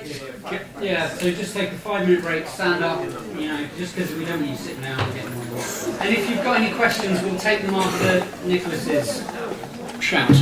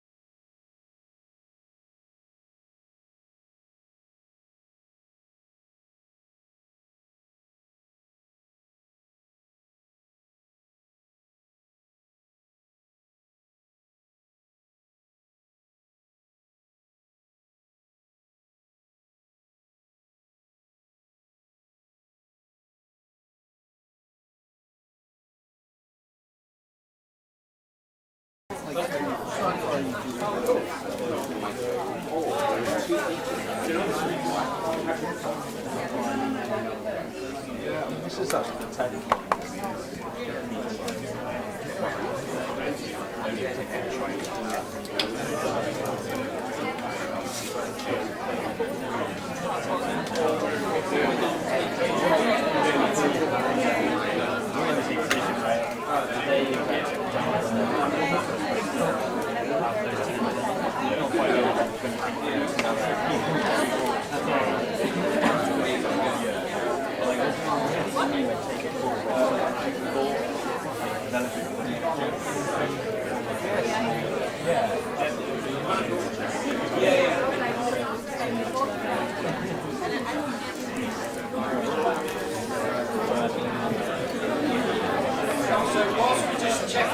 The sound. Has anyone got any questions?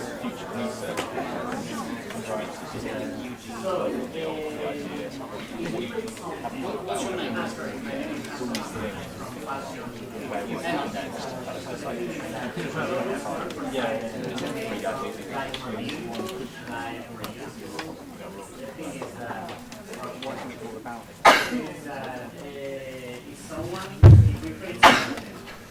That someone uses in a bad way, who should be the responsible? Now that is a very good question.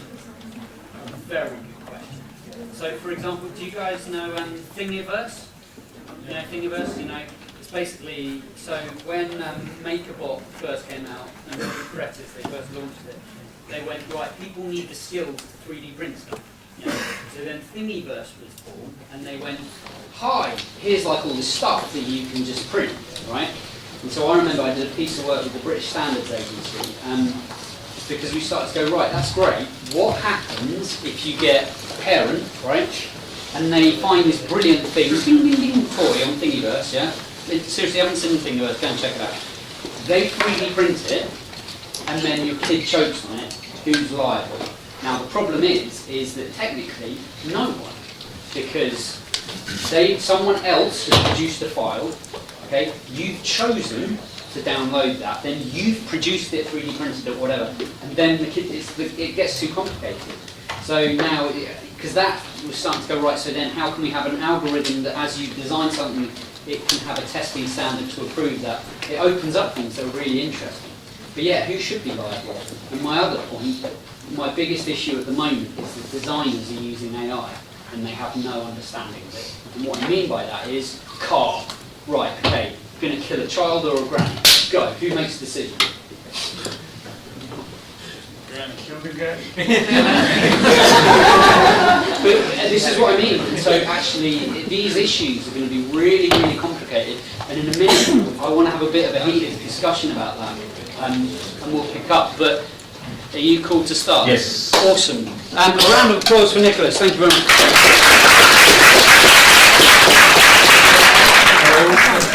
Well, good morning. Who's from service design here? Yeah, a lot. So. Who's from DP?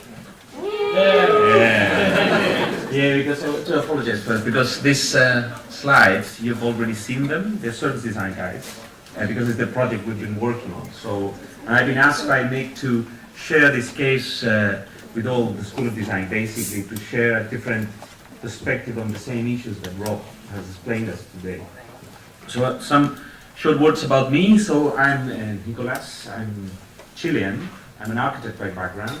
Currently, I'm a tutor at Service Design, where I lead the policy platform, basically looking at public sector innovation processes and mainly strategy. So in this slide, basically, is the things we've been doing at the RCA, so working with hospitals, with city councils, with ministries of central government, basically understanding or try to explore the future of government, the impact that different trends will have in the way we design and create policies. So a very kind of like strategic sense of the word design, I would say. And the second half is my own practice and my PhD. I design a government laboratory in the Chilean government. Basically, one of these research centers that Rob was explaining in this case is a government laboratory to help the central government of Chile basically creates new policies, very in conjunction with the policy lab here and that kind of stuff. So this is the context where I'm coming from. So I'm coming from a more strategic perspective and service design, perhaps more in material, and really concerned about policies. So I always start with my talks with this slide. Basically, I try to set a common ground of what do we mean when we say design. And I think I tend to understand design in two logics. So the first logic is that we understand design here at the LCA as a change process. So in a way, it's a problem-solving capacity, I would say. And this is a quote from Herbert Simon on around the 70s. It's a really interesting theorist from MIT. But basically he says that everyone designs who devises course of action for changing existing situations into preferred situations. So what I like about this quote is that design is a capability, it's a human capability. So it has not really to do with designers, it has a lot to do with the action of designing. And the action of designing is mainly, it has these two components. So first is this idea of change, changing something that you could observe today in reality into something that is preferred. And I think the question of what is preferred is really interesting, because who decides what is there to be preferred? And I think that's one of the key questions of policy, and perhaps we could discuss that thing later. But I think those two components, but also design is a creative process. And I took this both quotes are from non-designers, and I tend to do that in order to try to explain what other things of what we do. And this is Sir Cox, basically the Cox Review on 2005, basically trying to make the case of why design is important for industry and the creative industries. And Cox says basically design is about shaping ideas to become practical and attractive propositions for someone, from users. So I would conclude that basic design is this change process to change an existing situation or to solve a problem that someone had. And I think this is really, really important, because as most of the research agenda that I would suggest, and correct me if I'm wrong, Rob, but what you explain is that we put people at the center, and we put problems and people at the center in order to understand their current situations and try to envision what would be preferred. And I think that's a whole, in a nutshell, in what we try to do. So basically, I don't know if you're familiar with what I'm showing now, but what we try is to start here. So we understand design in the context of innovation, and we try to start where what is desirable or needed in society, in people. Society meaning this contract of people, of aggregated people. That's the basic understanding that we have. And then try to envision what is feasible, what technology can help us do, and what is viable. What is the right business model? What is the right kind of like economic arrangement we could do in order to make this solution or this answer to actually act and solve the problem that is aimed for. With that in mind, this, if you want to take a look at this, well, design thinking, Tim Brown, 2008 Harvard Business Review, you can take a little more around this combination of these three things. But it's mainly you're going to see this during the couple of years at the RCA a lot. This combination between what is desirable, what is feasible, and what is viable, and the conjunction of that being something that is actually capable of solving a problem. But we in service design also, I don't know if you've introduced to this diagram before. It's what we call the double diamond. It's a very synthetic diagram to organize, from a management perspective, the design process, I would say. But the intention of this diagram is basically to say that design is also a matter of creating solutions as framing a problem. So the double diamond basically, it's a diagram that describes how diverging and converging thinking, basically creating options and deciding upon those options, is enacted through a process of change. So we start there with a specific trigger, a specific brief, a specific problem, and in the first diamond we combine creative process to actually frame a problem. So design in this case is both creating a problem that is worth solving, and in the second diagram, when we agree that we have a problem, a common understanding of this, of what is the situation and what is the meaning of preferred, in that we follow that same quote, we agree and we go into another creative process combining divergent and convergent thinking in order to create that solution. But so what I'm trying to say here is that for us, designing something is both framing a problem and creating this or envisioning this course of actions to change and create a solution. So it's a very dialectic process, I would say. So the way you understand what you need to solve has a lot to do with the way or the tools you're going to use to solve it. That's why research is so important, because it will help you understand or basically use these lenses to understand reality from your own perspective, I would say. So, laying this framework, and interrupt me if you have any questions or whatsoever, but what is the agenda of service design? Basically, is that we start with the acknowledgement, and I think this is common from the whole school of design, that this triangle between what is needed, what is feasible, and what is viable has changed. Basically, we have new problems in society and the environment, so we have new challenges that are more complex. So the traditional way of doing stuff, the traditional way of changing the situations, basically, is not fit for purpose anymore. So the design is opening to a more multidisciplinary, interdisciplinary, transdisciplinary approaches. And I think service design is one of those components. So what are the new desires? What are the new challenges? What are the new needs? Some of the topics are there, and are some of the things I'm going to talk now. But at the same time, the idea of what is feasible, what can be possible to do, has also changed, because we are now in a new industrial revolution, and this industrial revolution basically has a lot to do with the changes in industry, in computing, in science, and I think AI is one of those key elements, but it's a whole, there's a rapid change or an accelerated process basically where industry is radically changing. So the possibilities that we have now to actually create stuff, it's huge. But at the same time, in terms of viability, in terms of businesses, the logic of value also has changed. And now, well, 70% in the OECD in 2005, today is around 81, I think, but I didn't find the quote, is now moving towards the service economy. And what that means, basically, is that the value is not longer in things. The value is in access, is in experience, is in the context, in the creation of kind of like productive ecosystems, and the whole logic of a business model, even if you are in product, in fashion, in textiles, in IDE, and service design is totally going to change. So we will, and I think during these sessions we're going to get introduced to platforms and business models and try to really understand.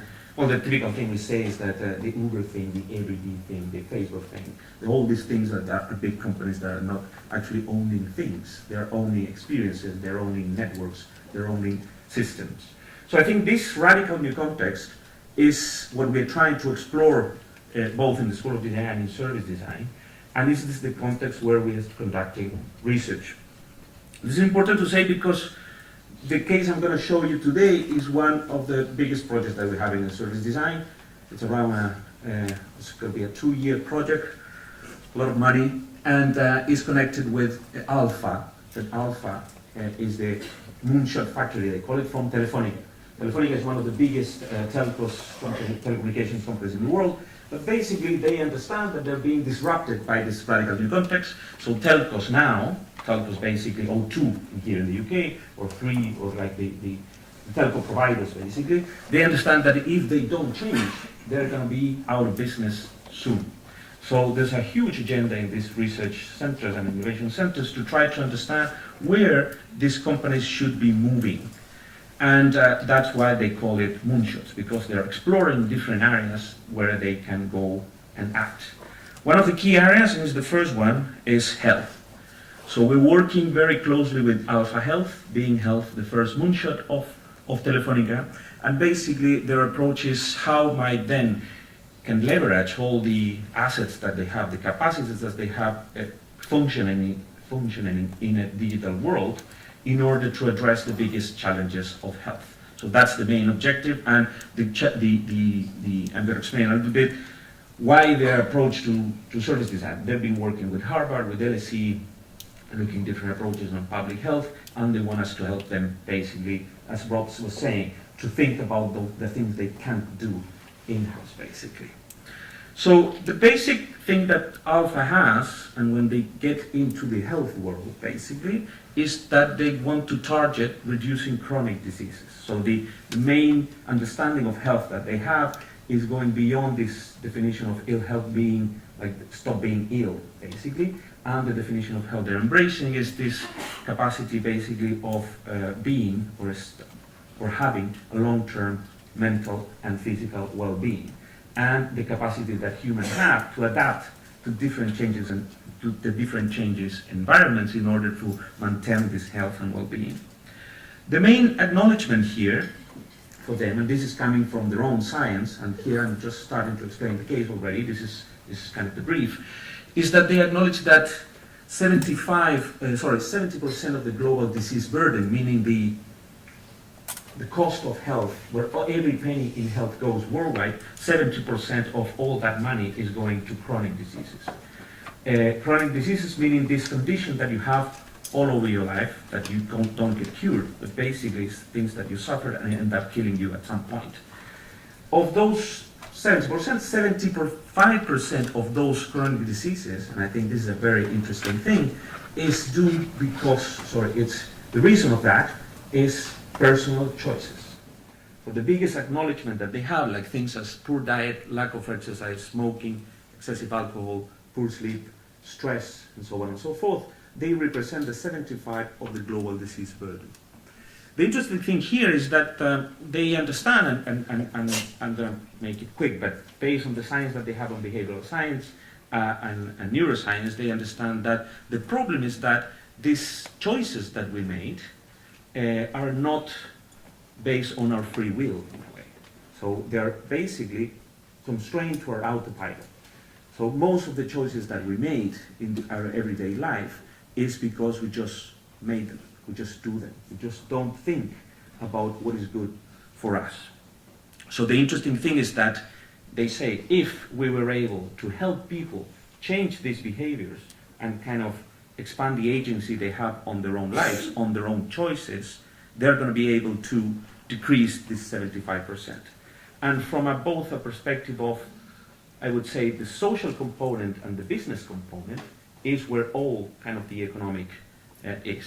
If we're able to help people make healthier choices, we're going to be able to decrease the global disease burden, and digital companies are going to start basically play a role in the whole world of health.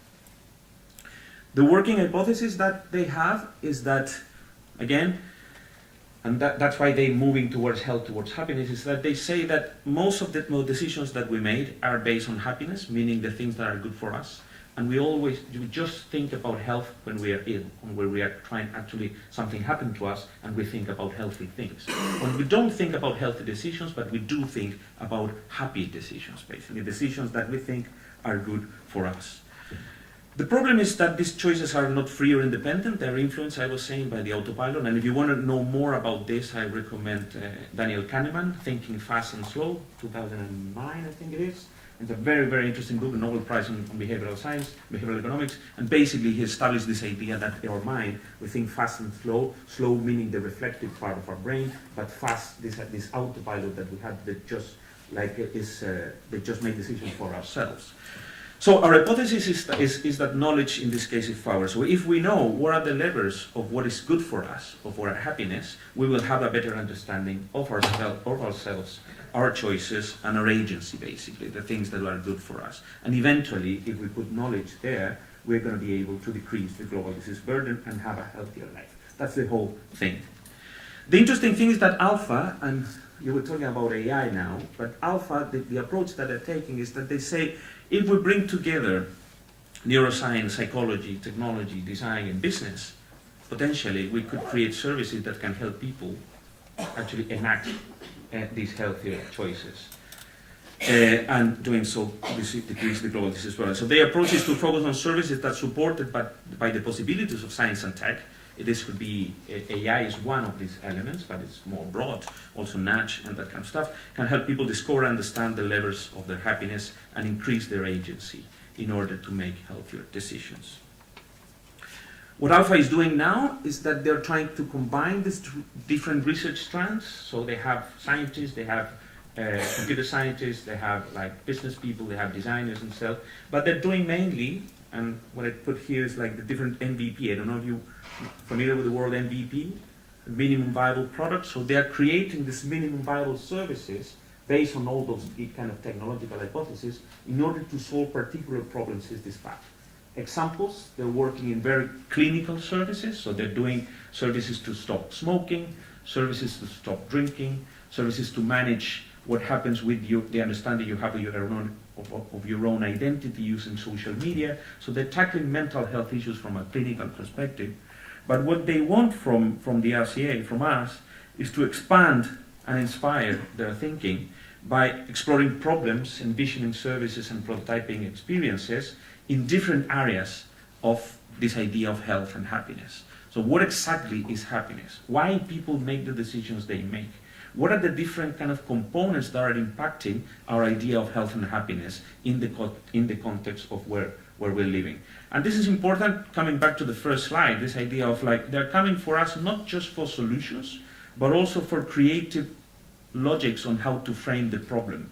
And I think that's a very interesting thing that's what I'm going to show you now. So the whole idea of this project is that it's a mix between staff research and student research. So what's being created, and I'm going to show you now, is the whole process of that we've been through, I don't know, the last 6 months to really understand what are the problems that we should be solving. The main ideas that we have, I don't know if you're familiar with this framework. This is called the future cone. So basically it acts like a light, I don't know the word in English, but this flashlight, torch, looking into the future and try to understand what might be probable that happen, plausible, possible, may happen, what is impossible, and try to frame into the future, if we're thinking what are going to be the big influences in happiness into the future, try to understand that. Our own research strategy is to say we're going to try to map this landscape, and we're going to produce, with the help of you guys, and we're going to open up a challenge for the whole School of Design to really think about that, try to understand through the use of design, and I think this is coming back to Rob's idea of research through design, trying to create these future service visions across this landscape and try to find or help Alpha define a roadmap or a strategic path in order for what might be desirable in this landscape.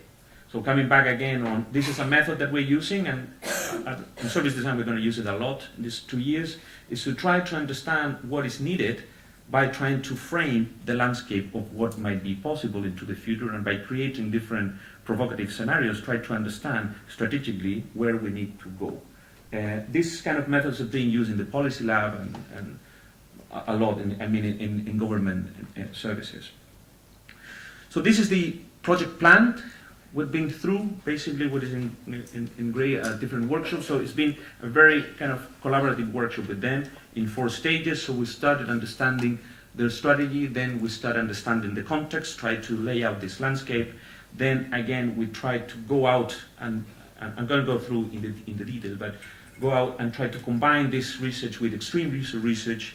And then at the end, we took all of that and we created the design briefs that the service design students are all working on. So this is the process we went through to create a student brief, basically. So again, the process I'm showing is the process on how we could find the right problem to be solved. So it's going before actually designing things.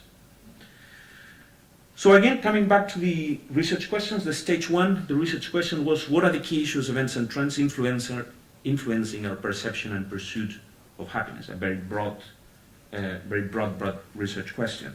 So we started, of course, doing some literature reviews. Coming back to your own slides, literature review, looking what's out there, what are the things that are happening in the world, using reports, exhibitions, media, a little bit of academic paper, but not that much. It was more around a cultural understanding of what's going on in terms of what's influencing happiness.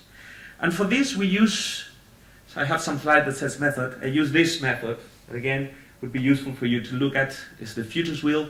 Someone knows the futures wheel? So basically it's a mapping method that helps you understand a particular issue that you put in the center with a particular focus, but then you try to explain the consequences. For example, in this case was about the impact of AI in happiness. What will happen if we use artificial intelligence-enabled services to understand our own happiness, and what might be the different consequences? Sorry. Well, anyway, this is is an example of how it works. You put the force at the center, and then you have the different influencers. For example, in this case, an example of a mass-produced car. When you start using cars in industry, you can end up like this could end up being an influencer in obesity, for example. So again, this method, it's a mapping method to making sense of your own research. Probably you're going to be using this. So what we did is that we did this with them, and we started with them, with these different teams, trying to ask them, so what are the key issues, events, and trends that you think in your own work are going to influence the different kind of science, behavioral science, again, psychology, machine learning, and so on and so forth, and try to map at the beginning what were the thinking that Alpha has about the future of happiness. So basically, this again, a new method. What we did is that we ran a workshop trying to identify the different signals or the different facts that they're coming to the table, the different issues that they see as key influencers, try to map them, trying to organize it in the future wheel, and end up with the what-if questions. All the time trying to answer the research question that was, what are the key issues, events, and trends that are going to be influencing happiness in the next years. This is an example of what we did, and this is an example of the different things. What is interesting is that after we did that, and I think this was really interesting, and I recommend you to do this when you have a very broad question with a very broad client, is that you distill all this material, all these issues that they were looking at, and that helped us a lot to identify a first framework of research, trying to understand the different signals we were looking at from a perspective of the economic trends, the political, legal, the environment, science, technology, ethics, design, and culture. And what we did basically is that we continue with this literature review, trying to look for signals. Signals basically are these facts that are already happening in the world that can give you light that something's going to become trend. Looking trends, looking mega trends, and trying to combine them into what we call influence clusters. This, what I'm showing you, it's a case on how you basically start from a very, very broad perspective of literature and trends, and you try to distill those in key influencers or key variables in order to help you really understand a design direction to take.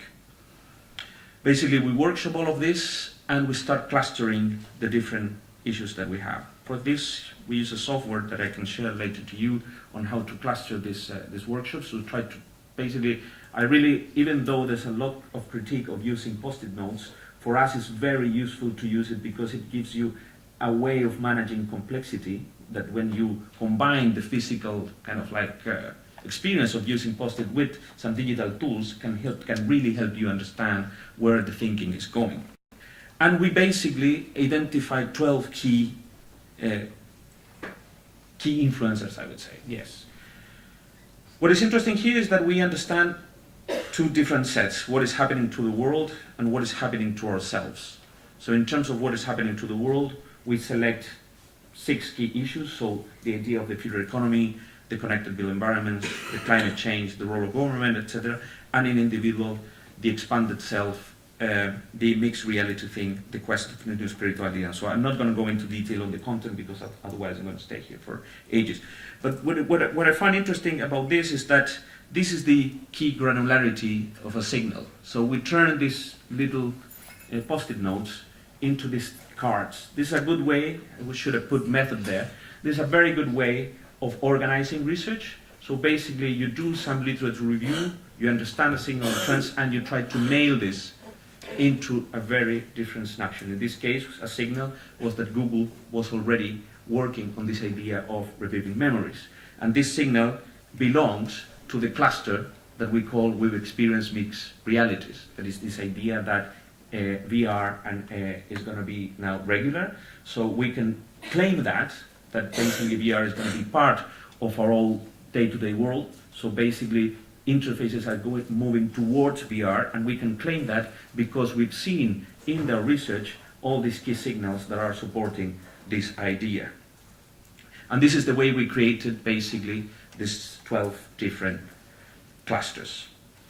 There's another tip that might be useful for you. We turn this immediately into a design toolkit or a design method tool that we could be using with them plenty of times. So at the end, the first stage of the research, what is interesting again as a tip for you guys, if you're studying, for example, now, and you're going to be working 2 years towards a final project, I really recommend you that during the research that you've been doing, try to basically systematize that research in this kind of form. So you, even though you're doing a project and then you're doing another project, probably the topics that you will be dealing in the follow 2 years are going to be more or less the same. So try to have your own record of the things you have tried to start gathering. And in this case, we tried to do this because this project is so broad that we needed to create a tool to share that knowledge with different people. So what we did basically after we'd done this, instead of doing a report, we did a second workshop where we put all these signals, basically this is alpha space, and we put all of this and tried to basically enrich the research we've been doing, but at the same time be on the same page with them. Try to really understand, do you really think that these are the 12 clusters or not, and how we could enrich them. And today it's like an exhibit there in their own space. So again, this research that may be seen very kind of theoretical on desk research, basically we tried to use it, and again, as a tool for engaging with, in this case, our client. The second stage that we did, so this was all about desk research, what is in our mind, and then the second stage was to say, okay, look, let's go out and talk to real people. So what we did basically, and this is again method, this is connected with what Rob explained at the beginning, that this is coming from Bill Mulgreach, and basically trying to combine what people is saying and what people is doing. In this diagram, you can say that basically we have two kinds of research sources: what people say, explicit opportunities, and what people do, latent opportunities, things that we don't know, that they don't say, that they don't explain. And I think a lot of the work that Rob showed around ethnography is around here. But what we have in the other axis is like macro techniques. So many people do that, and few people do that. So here we have surveys.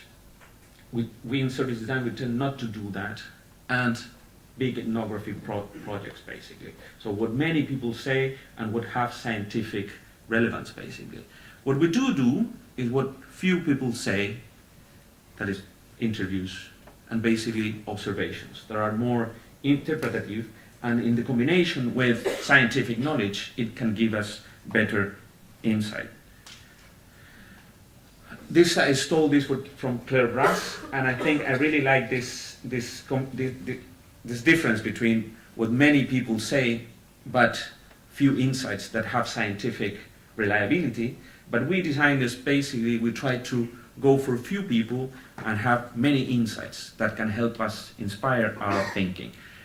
What we tend to do in service design is try to combine both. In the first part we do, and you already show that, we do a lot of desk research, literature reviews, talk to experts, and in the second half, basically we try to engage with real people. We try to focus, in this case, we decided to focus on extreme users. Have you introduced to the idea of extreme users? So basically there's a normal curve of if what is under what it says user is people, basically, most of the mainstream people is in the middle. So if we were to go out and ask people, like regular people, what is happiness, probably we wouldn't have that much insight. So what we try to do is to go to the extremes for people where happiness, and the idea is that where needs are more high, where people is really concerned around this issue. So in this case we use a different definition of extreme users, was not coming from ergonomics basically, was more about what is the intensity that the target groups that we really wanted to get, what the intensity of their thought was around happiness. So basically people where their happiness definition was really different. So it can help us really get out of ourselves as designers. So what we did, basically, we did a work that again I recommend you to do, that we call it de-bias ourselves. So we try to de-bias ourselves from the research group we were working on and our own team. So we list our own bias, so who we were, and try to really go to the opposite of that. So try to really get out of ourselves to do the research we've been doing. Otherwise, we would end up doing exactly what the discourse in Alpha and at the RCA was around health and happiness. And I think the interesting thing when you're working for these innovation funds is that you really had to get out of yourself and go where the real users are. So this was a very interesting exercise for us to try to de-bias ourselves of our own understanding of health and happiness. And what we did is that we created a very simple method of identifying demographics in London based on extreming the contradictions of these 12 key issues that I've just shown you. So we tried to use the desk research as guides of our own extreme user research. We locate those demographics in London and we conducted 47 interviews basically. It was a 2-3 week time project, very, very concrete. And then we synthesized this finding in the form of 15 personas and then we created the briefs. So this is an example coming from, this is an internal presentation basically. If we were looking about how work influences happiness, let's go to the extreme. So where work and education is about hardship, so the unemployed, for example, people who were unskilled, but in the other hand, where it's everything about prosperity, the gig economy, multi-career, the bankers, the Canary Wharf. And I think what is interesting about London is that the inequality is so coexistent that is very rich in order to do such a research. In terms of identity, for example, we went to the fluid identity versus the normative identity, or in terms of spirituality, for example, really invested in spirituality and what are the different groups that are talking about religion, and the disconnected, the atheist, the pragmatic, and try to frame, again, when we're going back to the FutureCon, try to frame what is the landscape of what we're looking at. So basically we defined the different, but because we knew London a little bit, so we tried to associate demographics with different locations.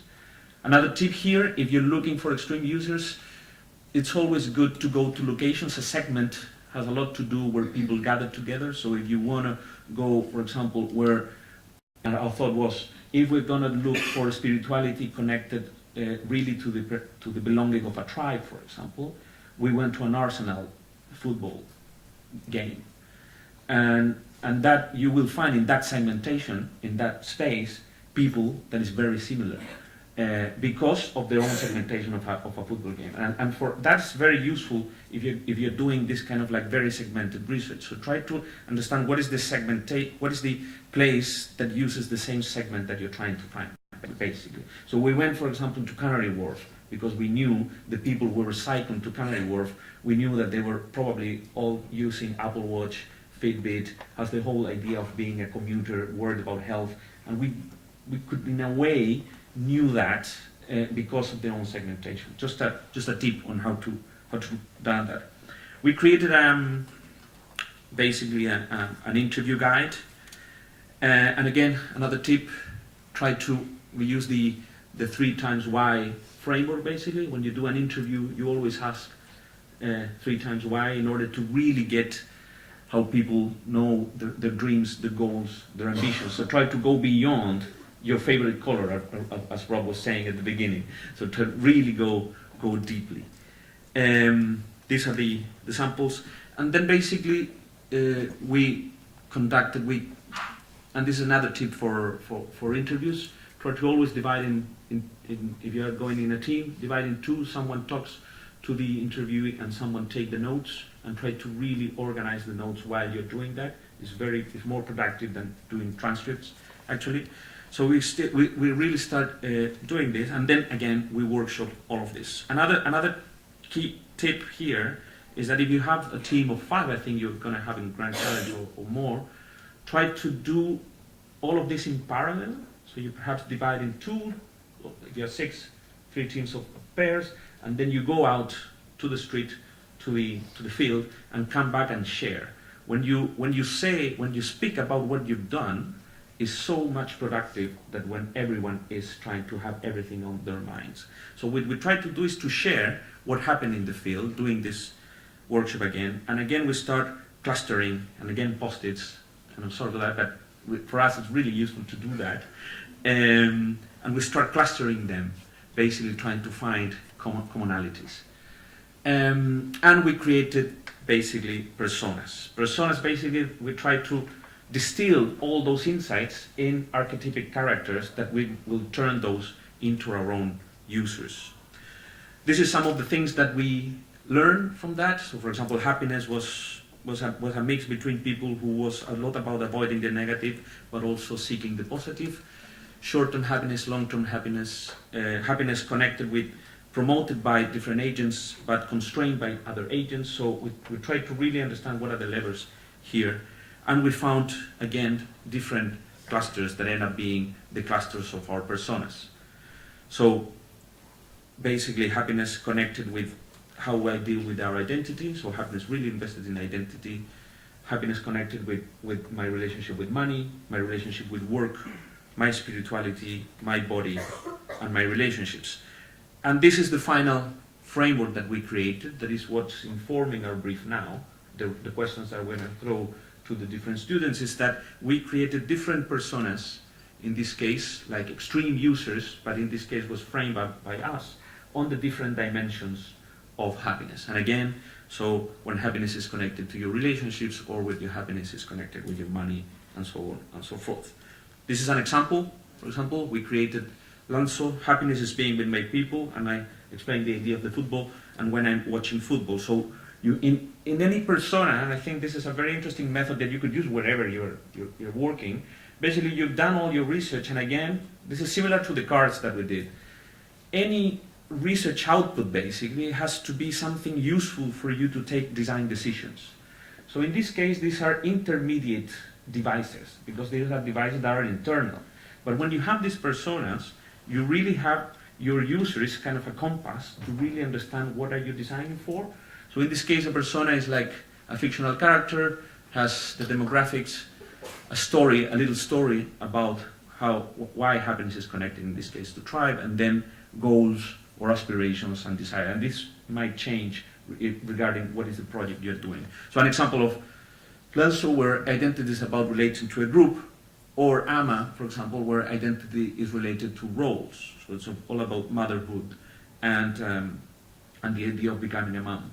And what was interesting about this is that we created this 18 basically, is that now we're in the studio working with this, we could really be sure that we are out, or a little more out of ourselves when we are designing. So this becomes in our team now, we are dividing ourselves for the different personas and designing different service visions for different objectives.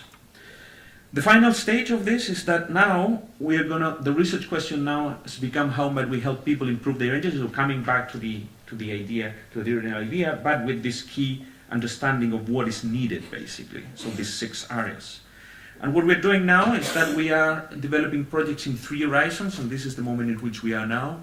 One horizon we're doing with the second years is horizon in 5 years, and our second year students in service design are looking at very concrete service propositions for now. Then we have the idea of expansion, that we're going to throw this for first years, and next week we're going to introduce to the whole you guys School of Design the specific brief for this Horizon 2.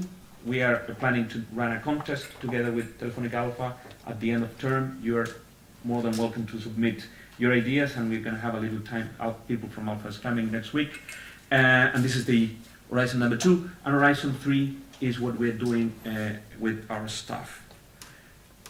And basically, we're going to continue this next week, but we're going to ask you questions on these 6 areas, basically. So what is interesting about this is that we started, if we go again with the double diamond that I showed at the beginning, we started with a trigger. This idea of Alpha wanted us to expand their vision on health and happiness based on the assumption that if we create services that can help us improve our agency and we can control our behavior, we can live healthier and happier.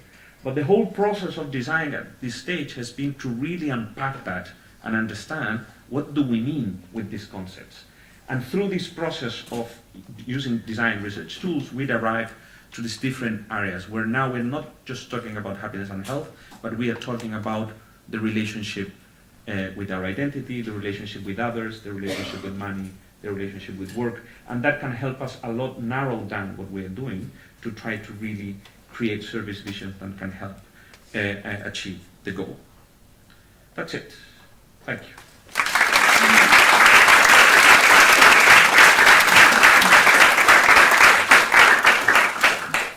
So I think it would be great if we've got questions, because we've got enough time, then we can have a bit of a discussion about some of the points that are raised. I know that we have both a lot of information and condensed. We're fully aware of that, mainly because we'll give you this much information and that much will stick. And also you have so many different practices that some might be more relevant than others for you. And that's why we're giving you quite a broad stroke so you can start to see it. Yeah. Hey, what's the design product first year? I just wanted to ask you about.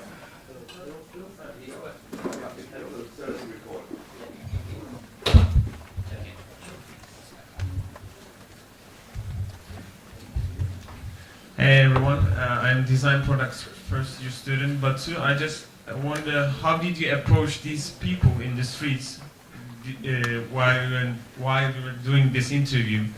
Because it's really hard to like go and like what happens for you instead of are you choose to explain this project to them or just this is related to project, not giving details about them and just asking them questions.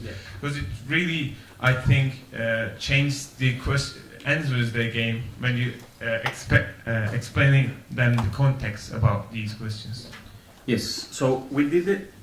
So the answer is two parts. We did it in layers. So we conduct 3 rounds of interviews in the street. The first being very exploratory, so really try to go out and have conversations with people. The second when we have already understood kind of the different areas that we're looking at. You remember the variables, so work. So that was the second round. And the third round was we have in-depth interviews with people who wanted to talk with us further. That's one thing. The second thing is that we tried, and it worked, but that's why we did it 3 times. We took a journalistic approach. So the first round, we didn't explain what we were doing. So we were there in the street asking people direct questions, having conversations about this. So we're doing, the narrative for us was we're working on a project exploring happiness, and the first questions, are you happy?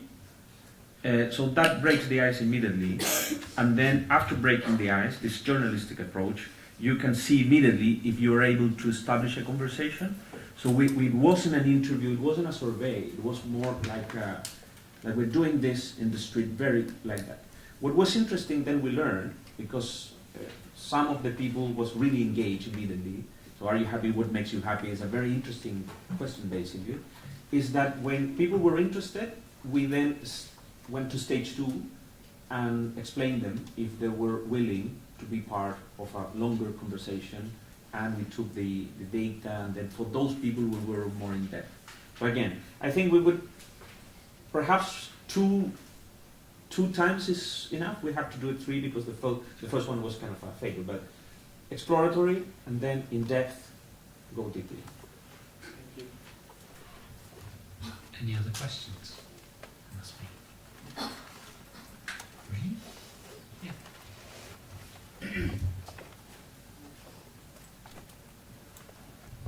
Hey, I'm Carolina, first year student from Design Product. I wonder what was the most extraordinary answer that you got from that question? I had a video, but I decided not to put it because people were shocked last time I did it. This guy was a driver of these white vans. That we were at war. The UK was at war now, and the whole discourse of him was at war because we were at war, because of immigration, and he was kind of a super Brexiteer, and that interview was really hard because you don't have to make any judgment based on what he's saying, and the whole idea of health and happiness was connected to coming back to Britain being great again, that kind of stuff. That was the most shocking answer that we got. But at the same time, when that happened and was John, our research associate, doing that interview, it was super interesting because we realized that we were really getting people that we didn't know, basically. So I've never experienced that conversation before. So that was very shocking. Yeah, and I think in those types of situations, because we're, so in about a month's time, we're training some DP students actually how to interview different conservation experts. And the problem is with conservation is that people have quite polarised views. So some people, right, you can't do this, right, you can't do that. It's really difficult, but it's a skill to remain neutral and not suddenly change that opinion, because you're trying to research, so you're trying to gather knowledge and not, and that's really hard. So it's kind of, again, coming back to those biases, that's really, really important to be aware of those, and kind of how you engage with those is pretty critical when you're talking to people, that you know you're all in different positions. And no one's perfect, but you can kind of try and, yeah, just acknowledge it.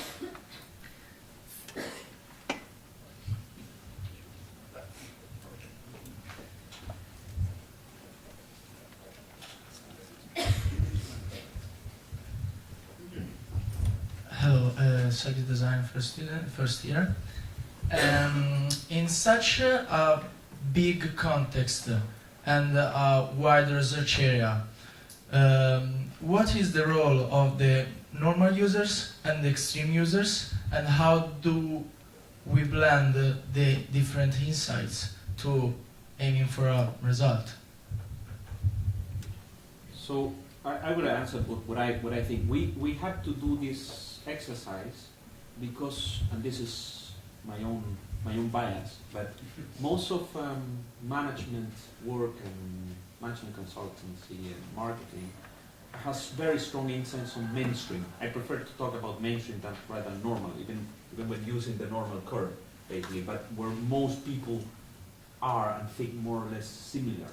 So I think what we did is that we tried to put our resources into the extremes because was the information that they didn't have.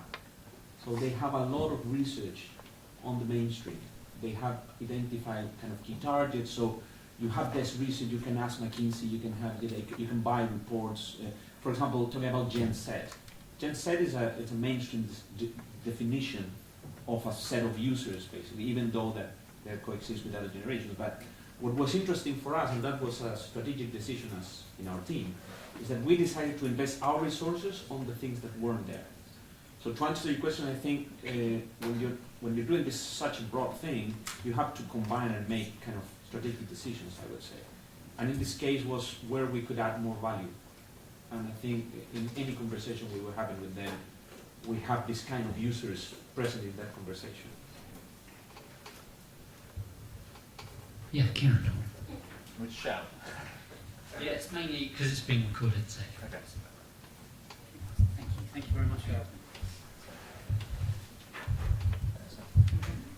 How do you measure the value of an interview responses? I don't know. The value for us, the value for us was, and this is something that I learned in my own research with Nick, is you stop doing interviews when you're having the same answers. That's kind of like a very good measure. In this case, was a very kind of like extreme guerrilla strategy. So the value for us was when we have answers that we didn't expect it. So answers that weren't in the original deck, basically. So you have a lot of assumptions. They have a lot of research of what happiness means. So we knew kind of like some of the areas, basically. But the value were the unexpected. In this case, for us, on this. But when you say that I don't know it, because it's very difficult to measure, I would say, in what we did, to measure the value of the interview.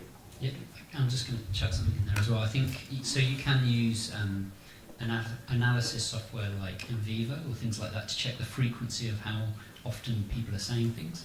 But I think the most important thing is research is, well, it's in the word search.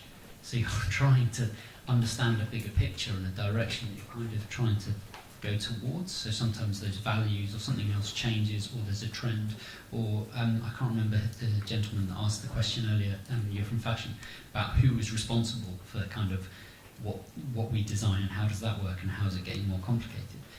You have to ask the questions in order to start to think about the answers. So sometimes it's like, usually when you're doing a research project, you will have what is a success criteria, and that might change or that might evolve. But it might be you're trying to design a new behaviour, it might be you're trying to relook at healthcare, it might be whatever it is, but you will have an objective to try and get value from it, if that makes sense. Is that clear? Okay. Anybody else? Last questions? Yeah, sure. Hi, I'm Rosie from DP. So this is to both of you. How do you decide which design process is appropriate? That's like the most impossible question. I think the thing is that's really hard is it comes back to what are you trying to achieve. I think that's the most important thing. And I mean, if you look at it from an academic sense, someone will go, what's your objective? How are you judging against it? So for example, with us, we've had quite a lot of like open calls, or we've had quite a few specific sort of things. You've got a methodology. It's in the same way that if you're making something in a workshop, you would go, what is the cheapest, quickest way of doing it? So you have a method, you have a process. So therefore, what Nicholas was saying about how you do interviews and you have 2 people so you don't miss anything, that's a methodology. So sometimes you might go, well, this person found this process, this methodology, the most successful one for this type of work, so I'm going to build off the back of theirs. Or it might be, I'm going to look at 50 different reports. So I think it's contextually based, but you're already drawing from experience. Does that make sense? It's the same way that I think you'd make a prototype. I mean, you know, I think the same. I always the methods are at the service of the objectives. Yeah. So you have to have objectives and then see what's available. What is the most useful thing you have to do in that moment of time to help you achieve what you're trying to achieve? It goes on. Hi, I'm also a product design student first year. As you mentioned in the PowerPoint, you will do like 2 kinds of research. The one is quantitative research, right? A lot of people feel insights. Another one is qualitative research, like few people, but you will get a lot of insights. So my question is that how do you make sure you find the right field people, the right field extreme users to do the in-deep like user interview stuff? Yeah, well, perhaps Rob has more experience than that, but for me, it's not that you're not looking, when we're doing design, we're not looking for right and wrong, we're more looking for best and worst. So I think it's more about what is useful again for you at that time. Yeah, I mean, for me, it's thinking about experts. And so experts aren't necessarily appointed at the head of government. There's someone that does that thing every day. And I think that's what's really, really important is, say, for example, an expert naturalist isn't necessarily someone who works for the head of the National Trust. There's someone that's 14 who spend from 3 o'clock when they finish school till 11 o'clock working with different communities. So it's how you value that expertise, I think. But I think, yeah, and so it's how you find those different people, and now it's so much easier because social media, you can start, also how you access different groups. I mean, for me, the first golden rule of research is a packet of chocolate hobnobs, right? Just take a packet, because they're very good biscuits. Unfortunately, some people react to them due to nuts, but just go and talk to people and just go, this is what I'm trying to achieve, can we have a cup of tea? Because it's a massive leveler, and have a biscuit, and as soon as you can start talking to people, you understand your own objective. And I think sometimes the hardest thing that I've said previously as well as today is that students, the biggest challenge they have is translating insights through research outputs into design interventions. That's the hardest thing. So talk to people that have done it before, because for some of you, you're doing it for the first time. That's all right. You're going to make a mistake, so just make a mistake together. But you know, that translation is really, really difficult. So I think we're going to wrap up now. Thank you very much for your time. You'll get all the PDFs online and all the readings. And if you've got questions about things, come back to us and we'll find all those topics. But thank you very much.